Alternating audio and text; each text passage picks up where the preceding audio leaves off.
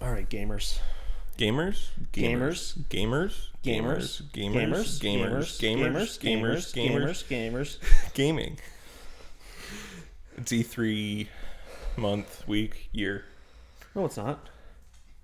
It's Summer Games Fest, hosted by the Game Awards. It's back.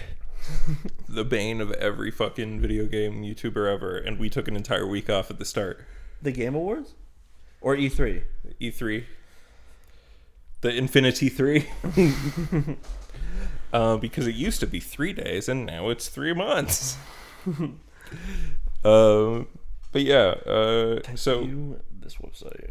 So there's a lot since the last episode of this podcast.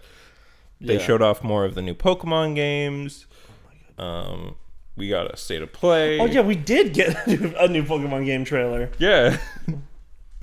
We got a state of play, which had some really cool announcements in it. Yeah, I'm trying to find like the summaries. There, thank you, PC Gamer. Every game at not E3 2022. Oh, that's Pog.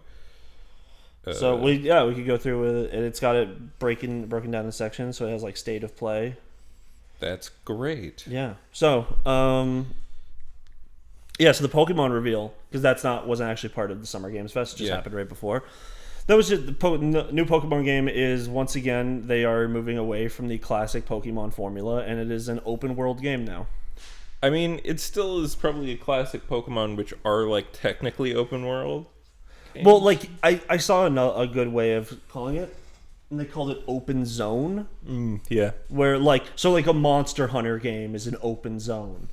Pokemon Legends Arceus is open zone. So this is going to be like a midpoint where it's a more traditional Pokemon game with some of the elements of Arceus that everybody felt feelings about. I think just catching Pokemon without fighting them is staying in.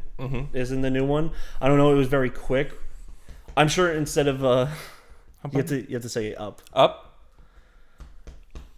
No, he's excited. Sorry, we have a dog running around. It's not my dog. It's Ian's dog that he lives with, but isn't his. Yeah. He is named after the titular Jak and Daxter. Who maybe we'll see. Who knows? If you're not caught up with E3, maybe there is an announcement about Jak and Daxter. Was there? No. There was another Naughty Dog announcement that made me violently mad. I felt nothing about it. I just think there's a level of frustration that we'll get to. Because it also, funny enough, even though it's a PlayStation exclusive. It's coming to PC. Yeah, but it's still a Sony game. Yeah. But it wasn't at State of Play because they wanted to announce it at a larger scale thing. Yeah. So you have more than I do. I have just the State of Play here. Yeah, so I just have it because of PCGamer.com. State of Play, so first of all, we got the Callisto Protocol, which is pretty much Dead Space 4. Yeah. There was a second trailer they showed for this at Summer Games Fest as well. That's the first thing they have for State of Play? That's what this shit is. I have an order of airing. You know what? The website's kind of like glitching out. Like, look at this. Oh, love that. Yeah.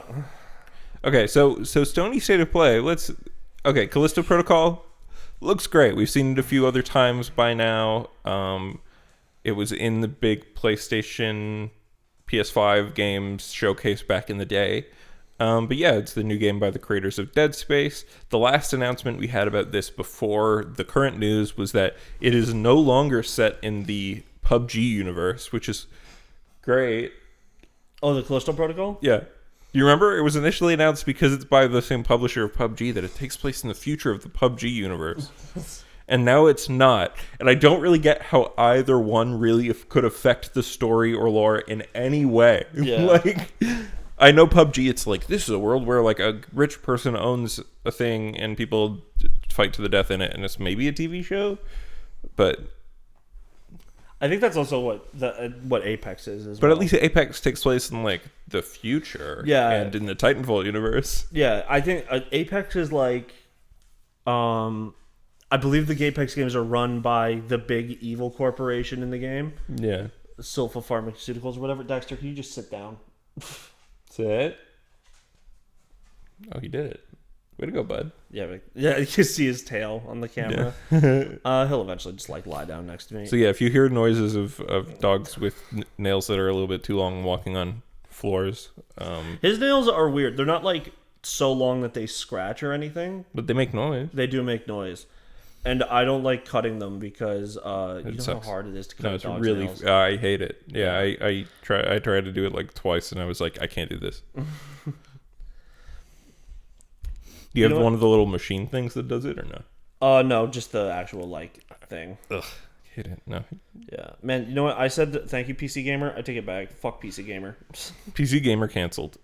Fuck the PC Game Yeah, Show. and like it's over. My phone is like hot right now because of the fucking like the failure to load on their website. Love it. Are you connected to my Wi-Fi? I am connected to your Wi-Fi. Okay, so it's just their website. It is their website being shit. So you want to run through the state of play, and I'll try and Yep. find something once my phone cools down. Yeah, sure. So Oh wait. Why don't I just DM it to you on like Discord? And I'll we just Google a different thing. I was looking at all the other options. And PC Gaming was the best PC one? Gamer's the best Okay. one. Yeah, then just send me the link. Well, I was gonna say let's just open it on your computer. Oh, that makes sense, actually.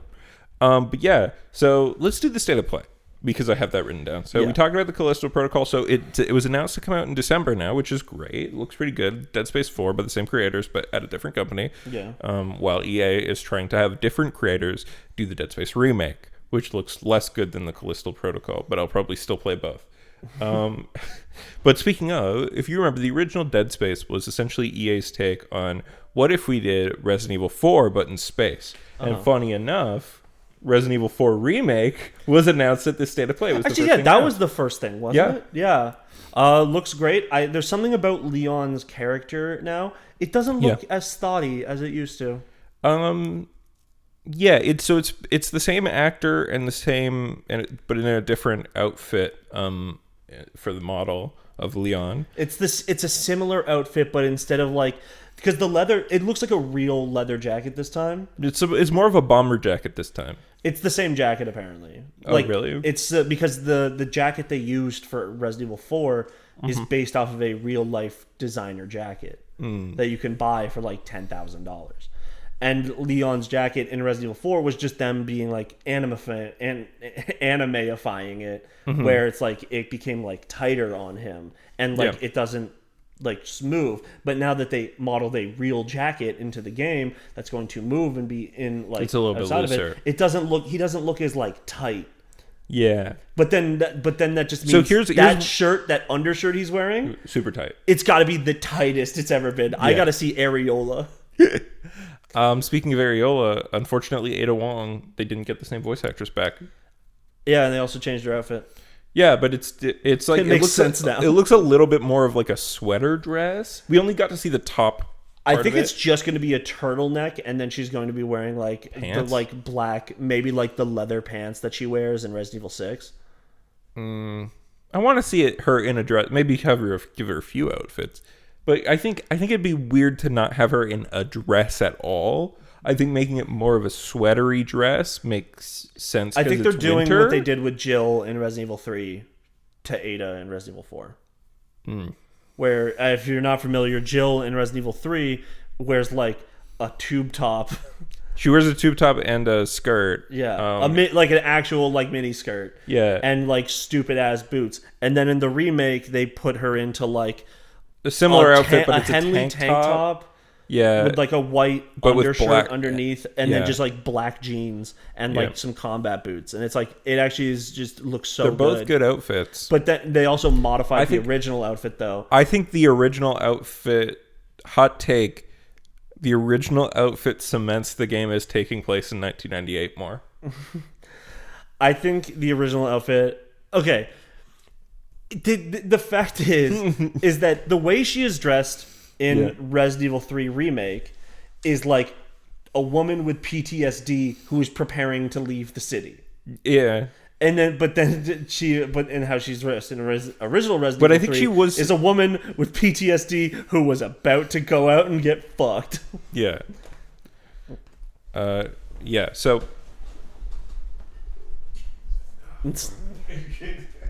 No. What? The recording stopped. Was that? Do you think you just made the mistake? It stopped. I saw it stop. So the video cut out there. Let me clap a couple more times. Sorry about that. That's so funny. But I like both, but again, like I think one thing, as much as I love the remakes, they don't set it as much in 1998 as they could. Yeah.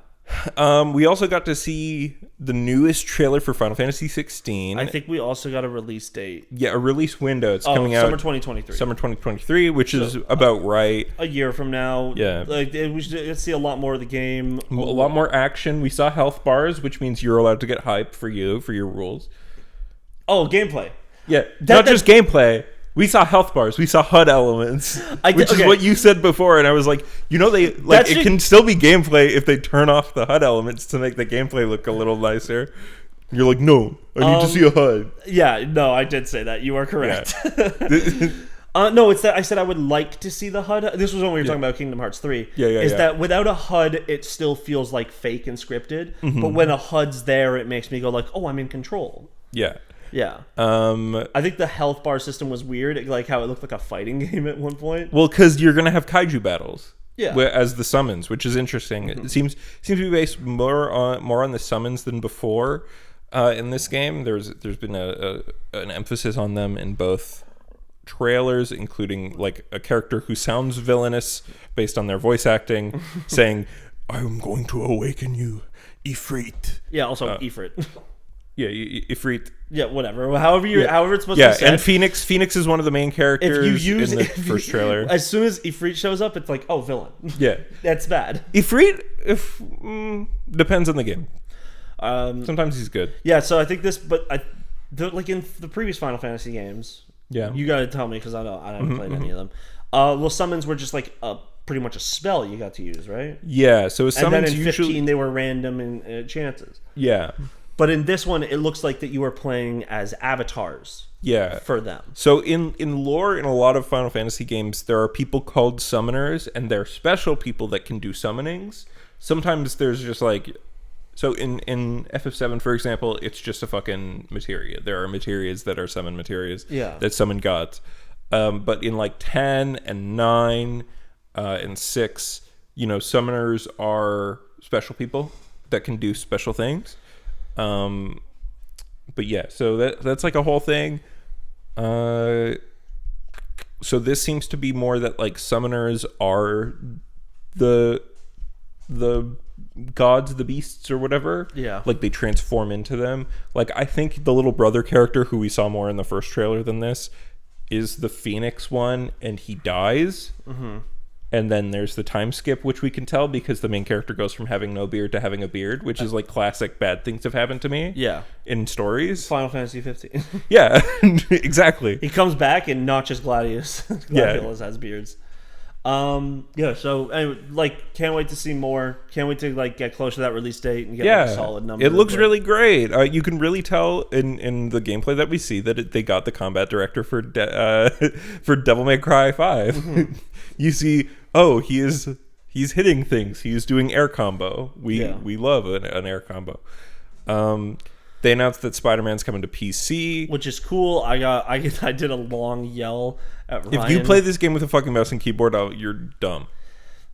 What if you literally don't have a controller? Then that's fine, but real. If your controller is available to you, you better be picking it up. Real Yakuza use a gamepad. Yeah. Like the game's built for it. That's cool. That's fine though. Like I'm just happy. Yeah, it's a good game. Like that for more people to be able to play it. Yeah, it's a great game. Yeah. The Miles Morales one we talked about is not quite as good. It's not quite as good, but it's also the combat's improved in that game. Like I think there's a really cool combat stuff with the what do they call it? The Venom Touch. Yeah. Electric thing he does, which is cool. But yeah. Yeah. Daxter, sit. Lie down. You don't know that one, actually. Speaking of, we got Stray next. So that game is now coming out July 19th. We got to see a little bit more gameplay of it. It just still looks great. Yeah, it just that like I'm glad that a game that everyone was like kind of hype on still looks good, and it's coming out soon. Yeah, exactly. It was like if they were like, we're a small dev, we're gonna fuck off until it's ready. Yeah. Like we first saw this game. Well, this game was announced like ages ago with a completely different name as like a tech demo. And then we saw it come back in the PS5 event in 2020. Yeah. And then now it's coming out July 19th, which is coming up pretty soon. It's going to be on PS5 and PC. And yeah, it looks sick. Yeah. We got to see more of Street Fighter with Guile, although everything leaked ahead of time. This was also the trailer they showed where it's like the story mode's like open world. Oh, yeah. Sorry. Then I think the Guile trailer was at the next event. The Guile was at the most recent one. So yeah, after this... this trailer came out without a leak ahead of time, but then between this trailer and the next thing, there was just a massive leak of like, this is everything that's in the fucking video game. Yeah, that's what they do that. And Capcom leaks are always right. Yeah. Fucking RE4, that was the announce of RE4 remake. We knew about it like right after RE3 remake came out. I actually had to watch the State of Play while I was driving home from work. Oh. I was in traffic, so like I wasn't like actually driving very quickly, but I'm just sitting there watching it, and Anthony joined me late, and I just said like he like missed I was like, did you see the beginning or did you miss it? And he was like, oh yeah, but I'll go back and watch it again. And I'm like, okay. I'm like, I'm gonna give you a hint to what it is without spoiling it. And he's like, all right, doubting that I'm not gonna spoil it. Yeah. And I'm like, it's a game that you are going to be excited to see, but you have known that it existed for years now. Yeah. And he watches it, messages me like 30 minutes later. He's like, you're right. Yeah. That's yeah. funny. So then there was a separate Call of Duty. Let's go back to Street Fighter 6 real quick. Oh sure. I think I've seen a lot of like some shit talking. Me and Anthony talked about this a bit, pretty in depth. This is like the closest Street Fighter has been to Third Strike since Third Strike. Yeah, this is the first one to take place after Third Strike. It's very hip hop influenced. Yeah, they're bringing back like kind of the new warriors. Yeah, and like all the old characters got like big redesigns. Like Chun-Li is in like a pretty different outfit. Yeah, Ken looks devastated from his long, lengthy, expensive divorce. Oh my god, it's so tragic. Yeah, because there's a bunch of like, well, it's not that that Twitter. He's not divorced. His wife has left him. Oh, so he's separated. It's so the story with Ken Masters.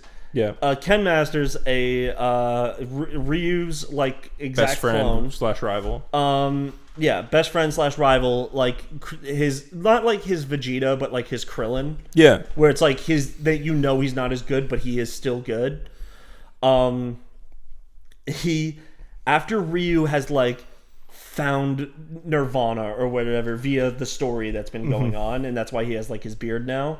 Is that he's like Ryu's like at like his master state where he's like no longer like he can't be the main character because he's like as powerful as Akuma. Yeah. Ken decides to go on a journey as well to also reach that state, but in doing so, he has alienated his wife and daughter. Yeah. And his wife got fed up and has left him. So not officially divorced, but like they're separated. Yeah.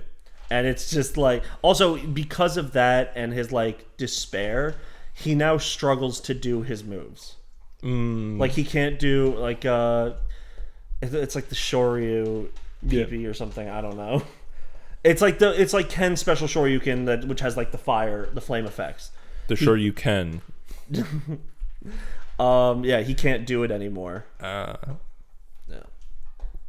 But yeah, and the new main character is Luke. Is a guy who lives in Metro City. Yeah, which they announced. Well, they announced when they put Luke in Street Fighter 5. Yeah, that he would be the main character. He would be the main character of 6. Thank God they changed his design. He had like spaghetti hair. He was the racist. In 5. Yeah, he kind of was. But people are making edits where they Luke has like facial, well, like his style is similar to Leffen, and Ryu with a beard is like a square-faced man with a beard, and they're just like, oh, it's Leffen versus Hungrybox. Oh my god. Yeah, but and also they have like the new guy. You can see him in the corner of the screenshot there. He's like a drunken fist master, but also does capoeira. There's apparently a character who is a replacement for the guy in 4 who just gets oily. I don't know. I did see the huge leak that showed everyone's new designs. Yeah. Cammy is no longer in like the. She still has her fucking legs showing. No, she doesn't. She's got something showing. Cammy's wearing pants. How dare you deprive the world of that? What? How dare you deprive the world of that? there's always going to be alternate skins. Yeah. So that was the thing. They announced Call of Duty Modern Warfare 2, but not the Call of Duty Modern Warfare 2 that you're thinking of. The Call of Duty, and not a remake of the Call of Duty Modern Warfare 2, but a sequel to Call of Duty Modern Warfare 2019. I think it is also using levels from Call of Duty Modern Warfare 2. Because the level they showed off, Dark Water, I swear to God, that's a level in Call of Duty Modern Warfare 2. It looks like the first real level of COD 4, but it's not. It's a different level. But they have that thing where like the boat's moving and the fucking shipping containers are shifting, and then you get the covers moving, which is like, it looks fun, but like, again, like, you know, you really think I'm going to spend like real money on a Call of fucking Duty game in 2022? I'm never gonna play that again. I remember the boys like all being like, "Oh, you should get Modern Warfare. It's like the best Call of Duty ever made." And like, no, I like Black Ops Cold War. Like, and people are saying that's like the worst one. So, I don't care. Call of Duty. I'm beyond Call of Duty now. Yeah. Yeah. Midnight Suns. So we're moving on to the Summer Game Fest. So Marvel's Midnight Suns they showed off. That's the XCOM adaptation of the Midnight Suns storyline from Marvel Comics, where a bunch of regular heroes and mostly the supernatural specialized ones, you know, fight the demons of hell. Really cool. We got Ghost Rider, we got Doctor Strange. They announced now that Spider-Man and Venom is going to be in it, and that there's going to be like evil controlled Venom and evil controlled Hulk. Looks pretty neat. Still looks fun. And they also gave it a release date, which is October 7th, because it was supposed to come out in March, but then it got delayed. I think a lot of people are being tricked by those cinematic trailers, though. It's because it's going to be an XCOM like. Yeah. It's got like a cards. I don't know how XCOM does like its moves, but there's like a card system in Midnight Suns. Like that's how you do your moves, is by drawing a deck of like a hand of cards. Oh really? I watched a gameplay trailer for it today. I didn't think there was a gameplay trailer of this. Oh, there's like a 20-minute gameplay walkthrough. Oh shit. Yeah. Cuphead DLC. Yep. It's coming out at the end of this month. Yeah, same day as Monster Hunter, so you know I'm not playing it. Yeah, but I also was never going to play it, because I don't like Cuphead. Yeah, that's fine. I mean, Cuphead did really well. It's artistically great. Yeah, I'm glad that game's successful. It's a cool game. Like, and if you like Contra, play fucking Cuphead. It's basically Contra. This like doubles the amount of Cuphead game. Like they said the dev time for this was about the same, or slightly less than the main game. Well, they probably reuse some assets and all that. Aliens Dark Descent, another Aliens game that doesn't understand the concept of aliens. Yeah, this is an action game. Is it an action game? Yeah. I did not get that from the trailer. I don't know, just like isn't like the fucking point of Alien is that like you're not supposed to see that, like it's supposed to be like one alien is a fucking monster. So when it's Alien, the first film, it's like there's one alien and a bunch of people who aren't fighters, and they eventually kill the alien, but it kills everybody except for Ripley. Okay. In Aliens, there's a lot of people with big guns who go, and there's a bunch of aliens. There's a big swarm of them. But they're smaller. No, they're the same. Really? It's just that compared to people who are strong, there's like a queen alien, but that's like... Well, okay, the one Ripley kills in Alien. An alien? She uses the... That's the thing. That's Aliens. Power. That's Aliens? Yeah. Oh, okay. So in Alien, she kills it because she gets on like an escape pod, but it secretly was in there, and so it comes out from the shadows, but she shoots it out the airlock, and so it's like floating in space. Okay. Spoilers for a movie from fucking 1979. That's like one of the most famous movies ever made. Yeah. But in Aliens, she is in the power loader and she goes, "Get away from her, you bitch!" Yeah, and talking about like the cat or something. No, the cat's in the first movie. The cat's in the first movie. She's talking about, I want to say... Can you tell I've never seen these movies? Yes. I want to say the character's name. I've never seen Aliens. I've only seen the first one, which I like the most. But Alien Isolation is the only game that's like the first movie. Every other game is like an action game that's based on aliens. But yeah. Next up, Flashback 2. This is a sequel to a 30-plus-year-old game, which is cool. I'm glad this exists. Yeah, it's always it's cool. It's whatever. Yeah. Like good for you guys coming back. Is it for me? No, but is it for all you fucking Prince of Persia heads? But when you talk about Prince of Persia, you're not talking about Sands of Time. You're talking about the old PC game. Yeah, that's who it's for. Yeah. Witchfire looked like all right. I'm struggling to remember. Oh yeah. It looked pretty fun. Like it looked fun, but it kind of looked like you can air dash in it. Yeah. But it looked really like it didn't look like it was a lot of challenging because it does look a little bit like a game that is made with all reused Unreal assets. Oh, beats per minute or bullets per minute or whatever, BPM. Yeah. Yeah, it's definitely like there's something there. It looks fun. It's an early access game. Yeah. But yeah, I'll check it out, especially if it's a good price. Mm-hmm. You know what I mean? Yeah. Because like it looks fun. You do air dash, you do spells, you shoot people. Yeah. You use magic in the form of guns. It's like Doom if Doom was Skyrim. Yeah. It's like that meme that someone made like years ago. ago. Skyrim with guns. No, not Adam Kovic's famous quote that he said sarcastically. Yeah. It's like a meme of like someone fighting one of the Abyss Watchers from Dark Souls 3, but they're like playing as Doom guy at Mario Parry 64. this, you fucking casual. Yeah.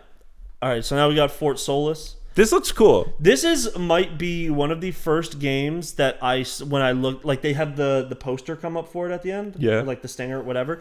And it had the actors' names. Yeah. At the top. And it's like, oh, it's the official movification of games. Sure. I can't remember the woman's name because I don't know anything else she was in. But it's Troy Baker. Yeah. And the guy who played Arthur Morgan. Yeah. And they both came out on stage, and this game, it looks cool. Like it's fully an indie game, but they were like, we want to do a tense thriller in space where you do exploration, but that it's still mostly for a story focused. And I'm like, yeah, so look, this is an interesting way to do an indie game at scale or whatever, right? I think horror games work best as like movie games. Yeah. Like, I don't know if this is even horror. Like it looks says more thriller, but it looks more like the two characters hate each other for some reason, and one of them did something and the other one's trying to figure out what happened. Yeah. Like it's like almost like a paranoid element. Mm-hmm. But yeah, people pointed out like lots of space games this year. Yeah. Yeah, lots of space games or horror games set in space. And the next game is nothing different. I can't remember this one. This one looked cool. So this is the one with music by Mick Gordon. Oh, I remember this one now. It was like the enemies were robots. Yeah. So and it has like like 70s 80s VHS future element. Yeah. Which is neat. Apparently this game first announced in 2013 and the project kind of floundered, and now they've re-revealed it that they're coming back to it and making they probably got some Xbox money. Yeah, because it's coming to Game Pass. Yeah. But yeah, next up, who gives a shit? Hey, come on. What, Outriders? No, I'm kidding. Yeah. Who gives a shit? NFT game. Fall Guys. I thought this trailer was fun. I skipped past it because I already know Fall Guys exists. It was just a fun trailer of like people in like the real world seeing like the Fall Guys logo and then turning into like the beans and then just like all running, and it was like it makes Fall Guys look fun. Yeah, and it's going free for everyone. Free for all. Oh, that's pretty good. I mean, I already have it because it was already free once. Yeah, but now it's gonna be free on like Stormgate. Epic Game. Looked really lame. I was like, what is the action in this trailer? It looks really fucking flaccid. Yeah, and then you find out it's an RTS. It's an RTS. Like, it makes sense. And I'm like, oh. But it's by former StarCraft 2 devs. If you give a shit about RTS games, maybe be on the lookout for Stormgate. I don't. This is an RTS negative podcast. Like, I don't think there's a single it's not a, other than Warcraft 3, I don't fucking care about RTSs. Age of Mythology? I don't even know it. You didn't play that back in the day? No. As a kid? It was like Age of Empires, but with mythology. I've never cared about StarCraft or Warcraft because I wasn't a PC kid. I don't care. I was just like one time. It was like there was like a good like month or two where my brother was living at home again, and his laptop had Warcraft 3 loaded on it, and he would just be like, "Yeah, fucking play it." So I just sat around and played Warcraft 3 for like a straight month. I never got good at it because I was like 8. Yeah. But yeah, so who gives a shit? It looked the cinematic trailer didn't look good even. Yeah, the cinematic trailer looked worse than every other cinematic trailer. Yeah. Next up there was High Water. Now this was like a indie game. And there's a climate change apocalypse and you got to be on a boat and try to get supplies and stay alive. And it looked kind of fun. I think it would look really good. I was kind of hoping that when they started to meet other people that you would like eventually build a bigger boat. Oh, maybe you can. Maybe they're just like keeping that. Yeah. Yeah, but it looks nice. It looks nice. It's funny where this is like a lot of these shows, the fucking indie shit like looks way cooler than the AAA shit. Like this game, I would buy this game 8 million times before I'd buy Call of Duty Modern Warfare 2. I would also buy this next game a lot more than Call of Duty Modern Warfare 2. American Arcadia. This looks cool. It's a stealth side scroller in a futuristic retro reality show universe future. Looks fun. Retro futurism sort of shit. Hey, don't eat the carpet. It's bad for you. Dexter, that is not grass. Fucking cow. But yeah, the trailer was cool. It's apparently coming quote unquote soon. We don't know when. Yeah. We just know that it's coming to PC on Steam. Hopefully it gets it's by the creators of Call of the Sea, which was that first person puzzle game. Which was pretty good. So interested to see this. This is maybe my favorite trailer. I loved the bit. I loved that Jeff Keighley really ran into it. So there was a trailer that was about a man that they said like was about a game that was announced a long time ago that people are waiting for an update on. And essentially this trailer starts of a man at Santa Monica Pier putting on headphones and running. Yeah, but it looks like it's exactly shot for shot for a little bit of the trailer. It is shot for shot the 2014 Dead Island 2 trailer. Yeah. Which, in case you don't remember, Dead Island 2 is the sequel to Dead Island 1 and Riptide, which were done by Techland for the publisher Deep Silver. Which no longer exists. So Deep Silver exists still. Oh, no, it was they were THQ. No, but Dead Island wasn't by THQ. It was by Deep Silver. You know what? Whatever. But Deep Silver is one of the two companies that looted the corpse of THQ. The other company being THQ Nordic. Nordic Games, which became THQ Nordic. Yeah, which is weird. But both of which are now owned by Embracer Group, as well as Coffee Stain Studios, who makes Goat Simulator. But yeah, essentially they do this Dead Island 2 trailer. Which is funny because in my mind I'm like, man, it looks worse than the original trailer. I know, especially when they show the guy's face, I'm like, wow, that looks like shit. Yeah, I know this game swapped developers 3 times since 2014. Yeah, but damn, this looks worse. So the way the trailer rolls out in the original is that a guy puts on music, but originally it's supposed to be like some like club banger. Yeah. In the Dead Island 2 trailer. But in this one, they changed it to like some upbeat, like just normal ass, like classic song. Yeah. And he does it. He like points finger guns at this woman, and she like goes like, "Ew, gross," like as she does in the normal. And trailer. Then the zombies start attacking people behind him, and he can't tell. Yeah, he can't tell. But in this one, instead, they change the goats from Goat Simulator. It's like 4 goats just are wreaking havoc. They have like magic. They either have like tech bullshit or magic powers. And the final joke of this trailer is that the game is called Goat Simulator 3. There was no Goat Simulator. There was no 2, which is a joke from Spaceballs, where they announced that the sequel to Spaceballs would be called Spaceballs 3: The Search for Spaceballs 2, which was a good joke and still is. Yeah. Yeah. But yeah, go on. It looks fine. I don't know. It looks fine. Like if you want, like it's gonna be like a $30 to $40 game. You're gonna buy it. You're gonna play it for 2 hours, and you're gonna be bored. Just like Goat Simulator, except Goat Simulator was like $20. Yeah, Goat Simulator I think was less. I think Goat Simulator was like $5 to $10. Yeah, but they did a bunch of expansions to that game for free. I played Goat Simulator when it was like brand new. It kept me busy. It wasn't bad. Yeah, that's it. It's a meme game. They're gonna do a new meme game. If it's like Surgeon Simulator 2, that's a much more in-depth game. That's actually like more video gamey than the first game. So maybe this will be the same. Like they add more. Maybe there'll be a goat story.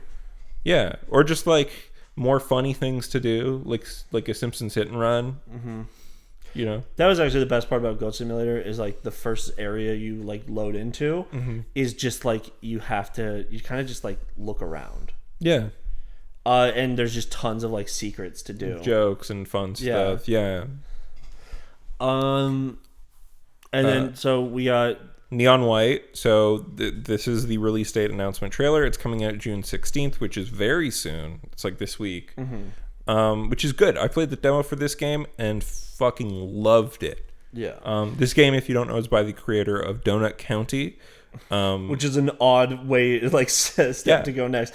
But yeah, it's a game with like some dating sim mechanics, but it's a FPS game with cards and you're speed running. The purpose of it is to beat the level as fast as you can. And then like there are like replay the level with different speeds or getting certain secrets and things like that. It's really fun. It's and the levels are all like fucking, I don't know, 30 seconds long. Like that's cool. Or whatever. And some of them are longer, but like as they go on. But the first couple levels are like, and so you're like, it triggers that thing, and you're like, oh, I got to do one more run, or you know. Yeah. Next up was Midnight Fight Express, a game that for the most part was developed by one person. Yeah. And it looks fun. It's like a beat 'em up, but it's interesting, and the music I thought was really nice in this trailer, and they said they hired like to do the story because they added a new story element to it. But they hired like somebody who worked on the good expansions for Destiny 2. So then they never worked on Destiny 2? I thought you liked some of the stuff. I don't know. It's just easy. Hey, Dax, stop trying to eat the carpet, dude. He's not actually eating. He's just sniffing around. Okay. And he's going to run away with... Oh, you baby. He didn't like that. All right, then there was a Warframe update. Who cares? Yeah. Warframe free game. Do whatever you want with it. Yeah. Then we got Gacha game again. Yeah, so we got the new Honkai from thing and Zenless Zone Zero, which is going to be an action game that looks cool. The other trailer for this looked really cool. I really hope this game's not super gacha-y. It is. It's the same as... It's from the Genshin Impact guys. Yeah, but like some games from the same publisher can be more gacha-y and less gacha-y. Okay, so those guys originally made Honkai Impact. Yeah. Not as like which is a gacha. Yeah. And then they put out Genshin Impact. And which was like a fantasy version of that. And then it got super gacha-y. Yeah. But so maybe this game will be less so. Because the fucking gameplay looks cool in the other gameplay trailers. I actually go as kind of like ripping on it because the gameplay of Zenless Zone Zero was just like you're doing these long ass combos, just beating up a character that's doing nothing, and it's like wow, you have to hit them so much to do like 10. Yeah, but combos are fun. Yeah, combos are fun when they're like doing something. I'd rather combo on a group than combo on one guy. So then they announced that this game's also coming out, TMNT Shredder's Revenge. We've known about it for some time. Yeah, Casey Jones is in it. It's a new old school style TMNT beat 'em up. That's great. And there's a 6-player co-op. This game I could not fucking figure out. It looks shit. You're right. This game did look like shit. So it's a battle. Okay, I didn't realize it was a battle royale or free to play, but apparently you have superpowers and gun. Like they literally showed people hanging out with guns, and I'm like, oh, this looks lame. And then they showed like, oh, superpowers, eh? And then they're like, she like fucking super jumps and like flies, and then pulls out a machine gun. And I'm like, why even use a machine gun? You can fucking fly. Yeah. You're using the most boring shit. Big Humankind update. Humankind, whatever. They're putting Latin America and cultures in, which is cool. One Piece Odyssey. Now, didn't Jeff Keighley mispronounce Monkey D. Luffy's name? He did. He says Monkey D. Luffy. That's great. He says it like not like D, like duh. That makes sense on account of like he's Canadian and doesn't know One Piece. Yeah, he's old. I think this game looks fine. Like I'm still more. I'm apparently it's a turn-based RPG. Yeah, we figured out it was turn-based from like hints this trailer. No, previous trailer. Oh, but like this trailer, you saw a little bit of like a little battle. more, but it's still like, what's the battle system? Yeah, like I don't want to pay. I don't want to play a fucking boring battle system. Like Yakuza's got away with it for so long. Yeah. Because it's boring until you're like 90% of the way through the game. Mm-hmm. But like Personas is good from the beginning. Yeah. And I want a Persona. I don't want a Yakuza. Yeah. Or a Dragon Quest. I'm not going to talk shit on Final Fantasies. Yeah. So next up, there was a new trailer by Atlas for Soul Hackers 2. A Persona game. Soul Hackers is not Persona. I know. Isn't it like It's still in the SMT universe. Yeah, it was Baka and Multiverse. Test or whatever the fuck. Yeah. But they had this commercial that was just like so much nothing. It was like a fuck you of a commercial. It was also super short. But yeah, it's coming out in August. The game looks good. The first trailer looked better. It's like a commercial. It's the second Soul Hackers game and the fifth in the Devil Summoner franchise, which makes it the 55th game in the Megami Tensei franchise. 55th. Yeah. Which this person says it's a JRPG where you summon demons to beat up God. Oh, I didn't realize it's coming to PC. You did? No. But Atlas games tend not to come to PC as much. Or at least not right away on launch.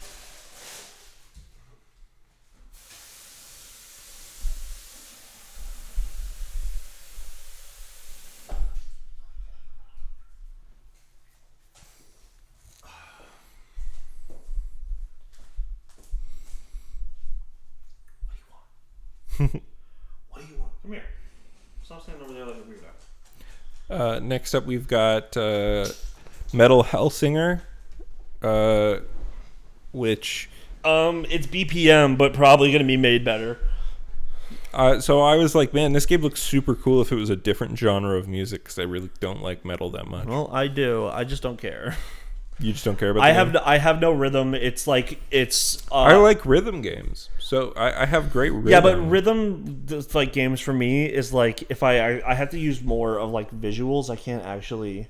Oh really? You don't have that like. No, I don't have good timing. Like in, I can get pretty good timing in like Beat Saber, but like, I don't know, just not good at rhythm. Fair enough. And BPM, I just kind of like I would fall out of it sometimes. Yeah, but so this game, yeah, I really like the music they were playing in the trailer. I was like, I'm not into this. I don't think this is very good. But that doesn't mean that you shouldn't like metal if you do, and you should play this game if you think it's interesting. Yeah. Next up was Nightingale. Now, we saw this previously at the Game Awards. But they showed off more of it. It's a survival game, shared world, fantasy world. I liked the visuals quite a bit. I don't know. There's something nice about it. There's like big portals. We love that. Yeah, it looks like that you're going to like... It's like Minecraft, but you have a gun. Terraria.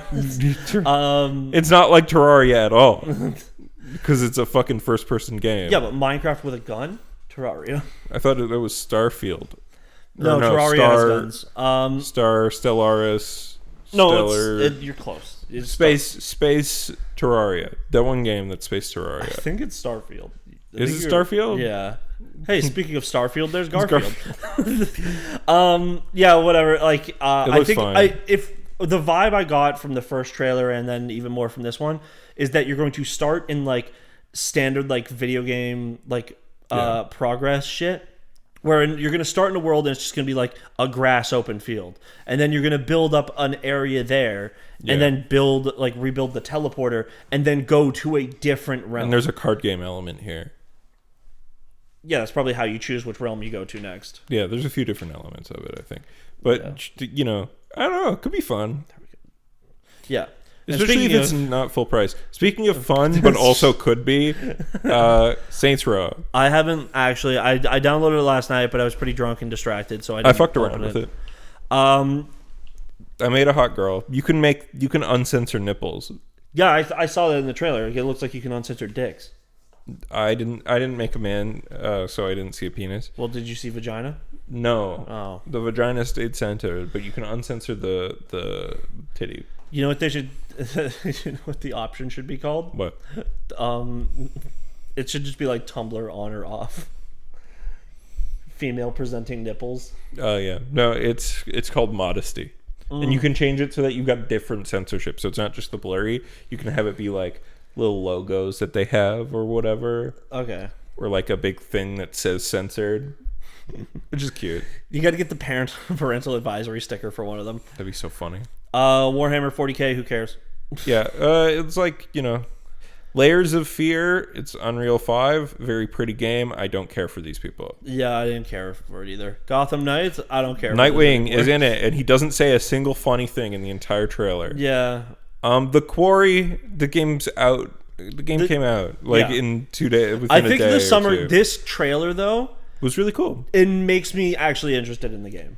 Yeah, I mean, it's like a fun, narrative horror game, but it's like fun vibes. It's like Friday the 13th vibes, like not. Who should we super call? Serious. 91-1? Who the fuck says 91-1?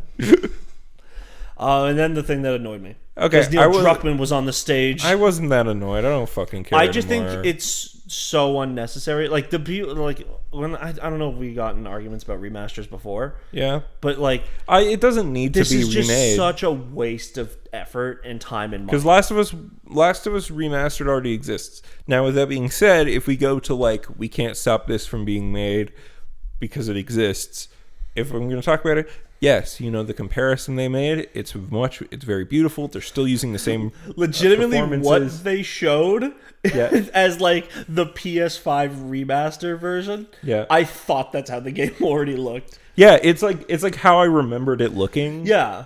Yeah. And honestly, if you didn't show the side by side, I would still look at the side on the left and be like, that's just fine. Yeah. I don't need it to look any better. No, yeah. But it's still, it looks very nice. But one of the big things that they announced about this and why it's a remake and not, just a port with, and now it can go in 120 FPS instead of 60. NVIDIA reflex on. Yeah. Is that they are redoing some of the combat and the AI to more reflect their very well-liked improved combat and AI from the second game. Yeah, because the AI is really smart in the second game. Well, the AI in the second game is the one they lied about it being in the first game. Yeah. Where they said they did a gameplay react trailer. to you not having any ammo when you click, but they'll still be scared if you point a gun at them. Mm-hmm. Right? That stuff is in the second game and they're bringing it back to the first one. Which honestly being to go through a slightly reimagine The Last of Us again, I might do it. It's coming out soon, whatever, right? Maybe I'll get it for I don't Christmas think you should. I don't think anyone should buy it. I don't fucking care. I think if you have played The Last of Us, you shouldn't buy this game. I don't care. It's a fucking video game. I bought the fucking Uncharted remastered pack, even though I own the 2 games that are in it.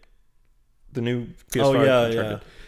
I'm a Naughty Dog mark up until Last of Us 2, which I still haven't bought because I'm sure it's going to be free at some point. Yeah, you're right. Yeah. They also talked a little bit about the upcoming multiplayer expansion and that Neil Druckmann has a new game that might be a new IP. I thought he said new IP. Did he say something about that? Yeah, that's in development as well. Oh, it's not a multiplayer expansion. So there's the multiplayer expansion for 2. It was going to be a multiplayer expansion. Yeah. It is a full new game now. Yeah, it's a standalone expansion is what they're calling it. Just like Lost Legacy of Uncharted. That's a full new game. Yeah, but it's a standalone expansion. Okay. It's not going to be full price. And that's fine. I think that what they're going to put out in that for that Last of Us thing, I think it's going to be Escape from Tarkov but Last of Us. I wonder if it's going to be similar to The Last of Us 1's multiplayer. But that's cool. Last of Us 1's multiplayer was just a classic multiplayer matches and stuff. It had other elements to it, but there was multiple. But what I'm saying is, it was just a PvP mode. So it was PvP and PvE, because zombies would show up, and there was an element of resource management because you'd go on mission, you'd do multiplayer matches to get supplies for your base full of people who could like experience things and have needs. Okay, so yeah, they'll probably just do that, but like but with story and cutscenes because they said they're telling a story and it's in San Francisco and blah blah blah. But yeah, you know, it's also the remake of Last of Us 1 is going to be on PC. So if you've never owned a PlayStation and you've never played Last of Us 1, play this version. It's probably going to be pretty much the same. Yeah, put Uncharted on PC though. The remaster of 4 and Lost Legacy was announced to be coming to PC. I know, put 1, 2, and 3 on PC. They should. Also, maybe remake Uncharted 1. I think the actually no, remaster's because fine. then if you go from Uncharted 1 to it's like if you go from 4 to 2, it's like going from Yakuza Kiwami 2 to Yakuza 3. Yeah, you're like, what the fuck? Yeah. But yeah, so that was a thing. Then they had Day of the Devs afterwards, which I didn't watch. But they showed some cool stuff off. I didn't see any of these except we watched just out of curiosity, like an hour ago. Me and Ryan looked at the Choo Choo Charles trailer, and it looked stupid. It looks stupid, but interesting. It's just like we just wanted to see Choo Choo Charles. Yeah, that's it. But instead, it was. So this is the one where you jump through shadows. Yeah, this was. They showed this game off at the Game Awards. Yeah, they showed it off. It's just, you know, hey, they're still making this game. It looks fun. Like I like the art style a lot. The gameplay seems fairly unique. Like, who isn't interested? It looks cute. Yeah. But yeah, so there's this one which is called Shim. Hey, check OBS real quick. Okay. It didn't drop the recording before because it was being weird. It dropped it because I smacked my fucking keyboard and one of the buttons was the stop I just recording wanted to button. just move the mouse because when the red thing there that says it's recording, why does it say 1 second? The counter is bugged, maybe. Okay, I'll figure it out tomorrow. It could just be an audio only episode. Yeah, whatever. Fuck it. If it is an audio only episode, I'm sorry. Yeah, so there's Shim, Bean and Breakfast. I don't remember this one. Oh, Bear and Breakfast. As a manager, okay. Yeah. You're running a bed and breakfast and you're a bear. It's a Stardew Valley. It's a Stardew Valley, but you're a bear. Yeah, awesome. But are your people? I like the trailer though. Are they just humans? Nice. Okay, good. They are. That's more funny to me. The trailer is nice. Like I like this. It doesn't super cartoony element. Yeah, there's no gameplay here, but like I think they might show some. Yeah. So it's Stardew Valley. Yeah, it's Stardew Valley, but you're a bear and you're running a bed and breakfast. If you like resource management games and like building up, like if you want Sims but indie and Stardew Valley E, this is it. If you're a woman, I'm sorry. Your name is Emma. I'm sure she'll like the game. Anyway, Choo Choo Charles, this is a one-person created horror game where a spider train hunts you and is a big open world and you try to ride your train and then you leave your train to go get resources to upgrade your train so that you can kill Charles. When you are in the train, you can shoot at him. When you're out of the train, he can just fucking void at you. To me, the game just kind of looks frustrating and annoying because like if you get out of the train and it's attacking you, you just like are fucked. It's like just have it kill me in one shot then. Yeah, because it's like it hit him and it sent him flying, but it wasn't scary. And I was like, they need to upgrade that. They just make it like Poppy Playtime when he catches you. It just looked like annoying because it's like then he gets to the train, he's trying to get in, it just keeps bouncing him away because it's just knockback. Yeah, with like you have like 5 hits or something before you die. It's like, bro, just have it kill me in one hit if you're gonna fucking annoy me like this. Yeah. So this next game is a game called Naiad. I feel like this has been seen. I think this might have been the announcements. Yeah, anyway, you're a water nymph and you swim around and you make friends with animals. It's like a chill, cute game. It looks cute. Looks nice. I like it. Very pretty. It looks like it belonged on the comfort games. The wholesome games. The wholesome games done quick stream. Wholesome games done quick. I'm kind of annoyed that they did wholesome games again. Yeah. Because after what happened with the last one, that's so annoying. Yeah. Goodbye, world. What do you mean boyfriend dungeon isn't wholesome? Shut up. Thanks for putting the trailer. Yeah, that's not the trailer. That's just the stream. Maybe they didn't upgrade the... Oh, yeah. Just fucking link it with the time code then. Well, fuck me. I guess we'll just miss this one. All right. Anyway, apparently it's a very pretty game, and it's called Goodbye World, and it's about being sad, I guess. It looks cool. Yeah, being a struggling creative in a corporate world. Oh yeah, you're a game designer. It's a game. Yeah, great. It's a game. Yeah. It's so meta. Yeah, but it could be. I don't know. Seems cool. Yeah. Next up was Devolver. So the Devolver show is mostly funny. They showed off a few games. First up, they showed, or I don't know if this is the correct order. But, no, this is how they showed it. Okay, so they showed off Skate Story, which looks fucking sick. It looks so good. Again, the music is good. I think it's by one guy as well. Yeah, mostly one guy with the music by a different guy. Yeah. This is not the first time the game has been shown. No. I've seen this, but I'd seen it before. But this is the first time the game has looked this sick. Yeah. So I really loved the text in this trailer. The Stranger line. Things text. Is it the Stranger Things font? No, but we Holly said that last though. night. Yeah, Holly said that. But I don't think it is. I think it's just a red block font. text. And also, Stranger Things font isn't Stranger Things' font. Like, it's a Stephen King novel font. Yeah, you are a demon made of glass and pain, and yet you must skate. Yeah, looks so looks fun. Great. It looks so pretty. It looks like it's gonna destroy my graphics card. Yeah. Well, maybe it'll be on some kind of console. Then it won't destroy my graphics card. It was on PS5. Yeah, I have a 4K TV, so my monitor is not 4K. So yeah, so Yeah. I don't know. It looks great. Yeah, like it's definitely before Xbox comes out like tomorrow. This is like my game of the show right now. Yeah, this looks really cool. Yeah. The other one from here that I shared. Oh yeah, this is coming out 2023. The other one here that really jumped out at me is the Plucky Squire. So it jumps out of the pages of the book. Yeah, the Plucky Squire looks really cool. So it's a game that you think, oh, this takes place all within a little storybook. Mm-hmm. But then and you're like doing little mini games. You're doing Zelda-like. You're doing kind of other mini games as well. But like then you jump out of the fucking page and you're exploring the room. And then, like, getting around on things in the room. Yeah. Which is really neat. Yeah, you just get to the edge of the book and you just decide to leave and it becomes like a 3D... Like, it looks it goes from a 2D game, 2D Zelda-like almost, to a 3D game. Which it's just neat. It looks great. Cult of Lamb was shown off. They've shown this a million times. No, they haven't. Point. They showed it once before. I've seen 5 different trailers for this game, at least. But this is the release date trailer, which is good because they didn't have one. Yeah. This game looks fun. Yeah, like I'm trying to remember what the gameplay is like. It's roguelikes. Oh yeah. It looks pretty fun. Yeah, it's Hades. Yeah, it looks fun. Yeah. It's coming to everything August 11th, so that's pretty soon. Yeah, I can't wait. Next up was the Netflix Geek Week for Geeks and Gamers. Yeah.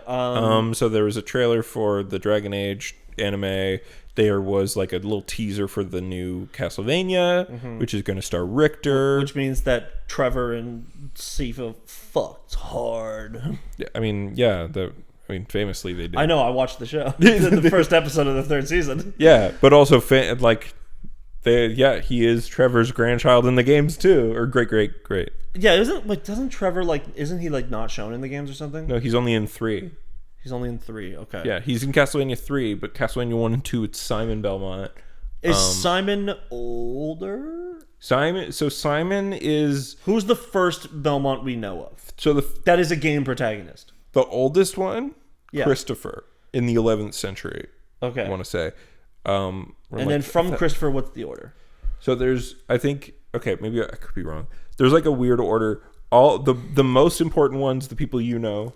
So Simon Belmont is the grandson of Trevor. Okay. Because Castlevania 3 it's the 3rd game, but it takes place. It's Simon's grandfather, because Simon goes alone, whereas in Castlevania 3 Dracula's Curse, Trevor fights alongside Sypha, Alucard, and the character that we'd never see in the show. Who I guess isn't canon anymore. But Richter is a lot longer, further in the future. But I think the reason why the big connection here is because Richter is the next Belmont to hang out with Alucard. Okay, so that they could keep the same Alucard. So, because to say like we get to have that continuous because Rondo of Blood, which is Richter's first game, he fights Dracula, defeats him, and saves his girlfriend alongside his like sister, who is like a magical girl and does goofy shit and weird 90s anime stuff, which I hope gets into this a little bit, but I doubt they will. Yeah, I should go back and watch. I just need someone else to watch season 4 with me. So that I've never seen season 4 either. I watched like the first episode and then just like was like, I was explaining it to the guys last night that it's like the way Castlevania is it's like it's a steady rise over the season of the intensity, but then at the end of the season it just drops all the way down to the same level again. Yeah. It's like it's always just like here's the beginning, there's the end, and then you're all the way back down. You don't fall to the middle. It's like this. You're going to watch through 3 episodes of setup again. Yeah, that like are just kind of boring. But yeah, I'm excited for this. It looks cool. And sorry, as I was saying, Rondo of Blood, Richter defeats Dracula, and then like a year or 3 later, Symphony of the Night happens, where Richter's gone missing. So and Alucard obviously is the main character of Symphony of the Night, which is where we got a lot of that backstory from the first season of Castlevania about his mom and Dracula. Who they are. So that's neat. They also announced more of the Dota show, more of the Cuphead show, and Sonic Prime. And then there was the Epic Games Showcase where... Let's just blaze through this one. Lord of the Rings. Whatever. Disney Cars. Mario Kart, but Disney. Who gives a shit? Oh, jeez. Yeah, they also were like, I don't fucking care anymore. Yeah. PC Building Simulator 2. That's okay. Oh, an open beta, so if you want to try it out, maybe there's a lot more story to it. Oh, yeah, the new update for Sifu, although I think that was announced before, which is adding the harder and the easier difficulties and other certain things. And then Hawaiian native Mario Odyssey got new gameplay footage. Oh, great. That's Tachia. Yeah. Oh, that one. Yeah, that looks cool. Gigabash, I've been hearing about this game for years now. Just like put it out. Oh, we forgot to mention at the the Summer of Gaming thing, The Rock showed up. Oh yeah, and he was just in a gym with no shirt on, and he advertised 3 products that are already out / coming soon. Yeah, he advertised his energy drink. He advertised Black Adam and showed the trailer that came out. There was a trailer for Black Adam. The movie doesn't look that good. And then they showed a and his Fortnite appearance. Yeah, and he is the foundation in Fortnite. Yeah, that was funny though, man. Yeah, that was wild. It was just like, bro. The Tribeca thing. So they showed off more of American Arcadia. They showed off more of A Plague Tale Requiem. Oxenfree 2, which is cool. Thirsty Studers, which I still think looks great. And Immortality, which looks fucking awesome. I can't remember that one. Immortality is the one about the actress. It's FMV. Okay, that's fine. Then next up, the Gorilla Collective. I didn't see this one at all. I didn't see this one at all. The fridge is red. It's the door is red comic. I don't know what that is. Okay, it's a comic. I've explained this to you before, and you get upset whenever I do. Yeah. Why is the door red? The door's fucking red. Yeah. Someone made a great joke about it, where it's like the door is red rage comic has set back media literacy by 50 years. Yeah, I've shared that. Yeah. I like this. It's like a PS1 style thing. I probably won't play it, but there's a lot of cool stuff kind of like this. It's interesting how we're seeing the style almost like flash between different generational elements, because like it looks kind of PS1-y at points and then kind of like PS2-y at other spots. Yeah, looks neat. The PS1 like art style is definitely so good for horror, because it's also just like don't look like people. It's just what we're getting right now as well, because it's like when Shovel Knight, like in 2014 when that was coming out. That was the NES nostalgia. It was era. Everyone going like the SNES, the 8-bit game, the 32-bit, beautiful. Also, 64-bit is pretty much just like, why don't you just do polygons at that point, right? Well, yeah, basically what the we're not getting an N64 revival of what's the word I'm looking for? Nostalgia. We're getting like a PS1 nostalgia, because like it kind of still there's the I think the PS1 works better with that sort of VHS era aesthetic. Well, because I would say when I think of the PS1, I think of the style of the PS1. I think of like the rough polygonal shapes they had to use to like get everything across. But when I think of N64, I think of platformers. Yeah. I think of platformers and carts. Because there was like Mario, Donkey Kong, Mischief Makers, like and then you got like Diddy Kong Racing, and then like Mario Kart 64. I mean, fucking Diddy Kong Racing was so much better than Mario Kart 64. I don't think anyone really but it just got forgotten. On that. It's just that they didn't make a second one. Yeah, it just got forgotten, which sucks because it was a better game. Because it's like Diddy Kong Racing has what Mario Kart 8 has now. Yeah, because your fucking car turns into a boat. And, actually, 7. Yeah. Your car turns into a boat and a plane. But also, Diddy Kong Racing, a lot of people forget about this. Diddy Kong Racing had a great single-player mode because there was like a big open area and you'd go into levels like Mario 64, but it's all Mario Yeah, you were Kart. all in a cart the whole time. Yeah. Yeah. Which was really cool. That. And there was like secret collectibles and things like that. Really fun. But yeah, so like what I'm getting, like PS1 I think of style, and 64 I think of gameplay. Especially because like I think PS1 had a much better variety.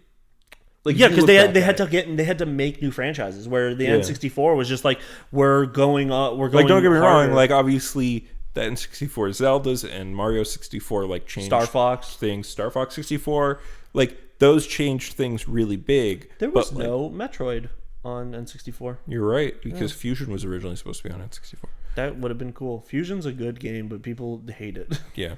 But what was I going to say? Fuck. Yeah. Anyway, so PS1 horror is very popular right now, and it's cool.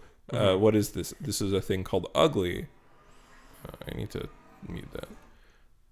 Sorry. So we're not getting the whole... We're seeing a lot of paintings with pink over their eyes. Yeah. This is won a lot of awards. I don't know if we actually did say it. Oh, no. We are on the Gorilla Collective now, right? Yeah. Yeah, we skipped over the Tribeca stuff. No, there was just 6 things shown. Yeah, and they were all bad. Some of them were things we already know about. This just looks like boring. Whatever. It looks like a boring puzzle game that there's going to be like... platformer. Oh, look, anime. This is an anime. Top-down retro horror with tank controls. Damn. What is this? Patrick Boyven's favorite game? Hey, man. We can make one. Yeah, we can have one game that controls like shit. Yeah, we're allowed. But yeah, more PS1 aesthetics. But no, it's kind of pixel. Interesting. I would say top-down retro is like Resident Evil to me. Yeah. Yeah. All right, let's check out the next game. The Last Worker. First-person narrative adventure about you, the last human worker in a society that's gone fully automated. Is this going to be leftist propaganda?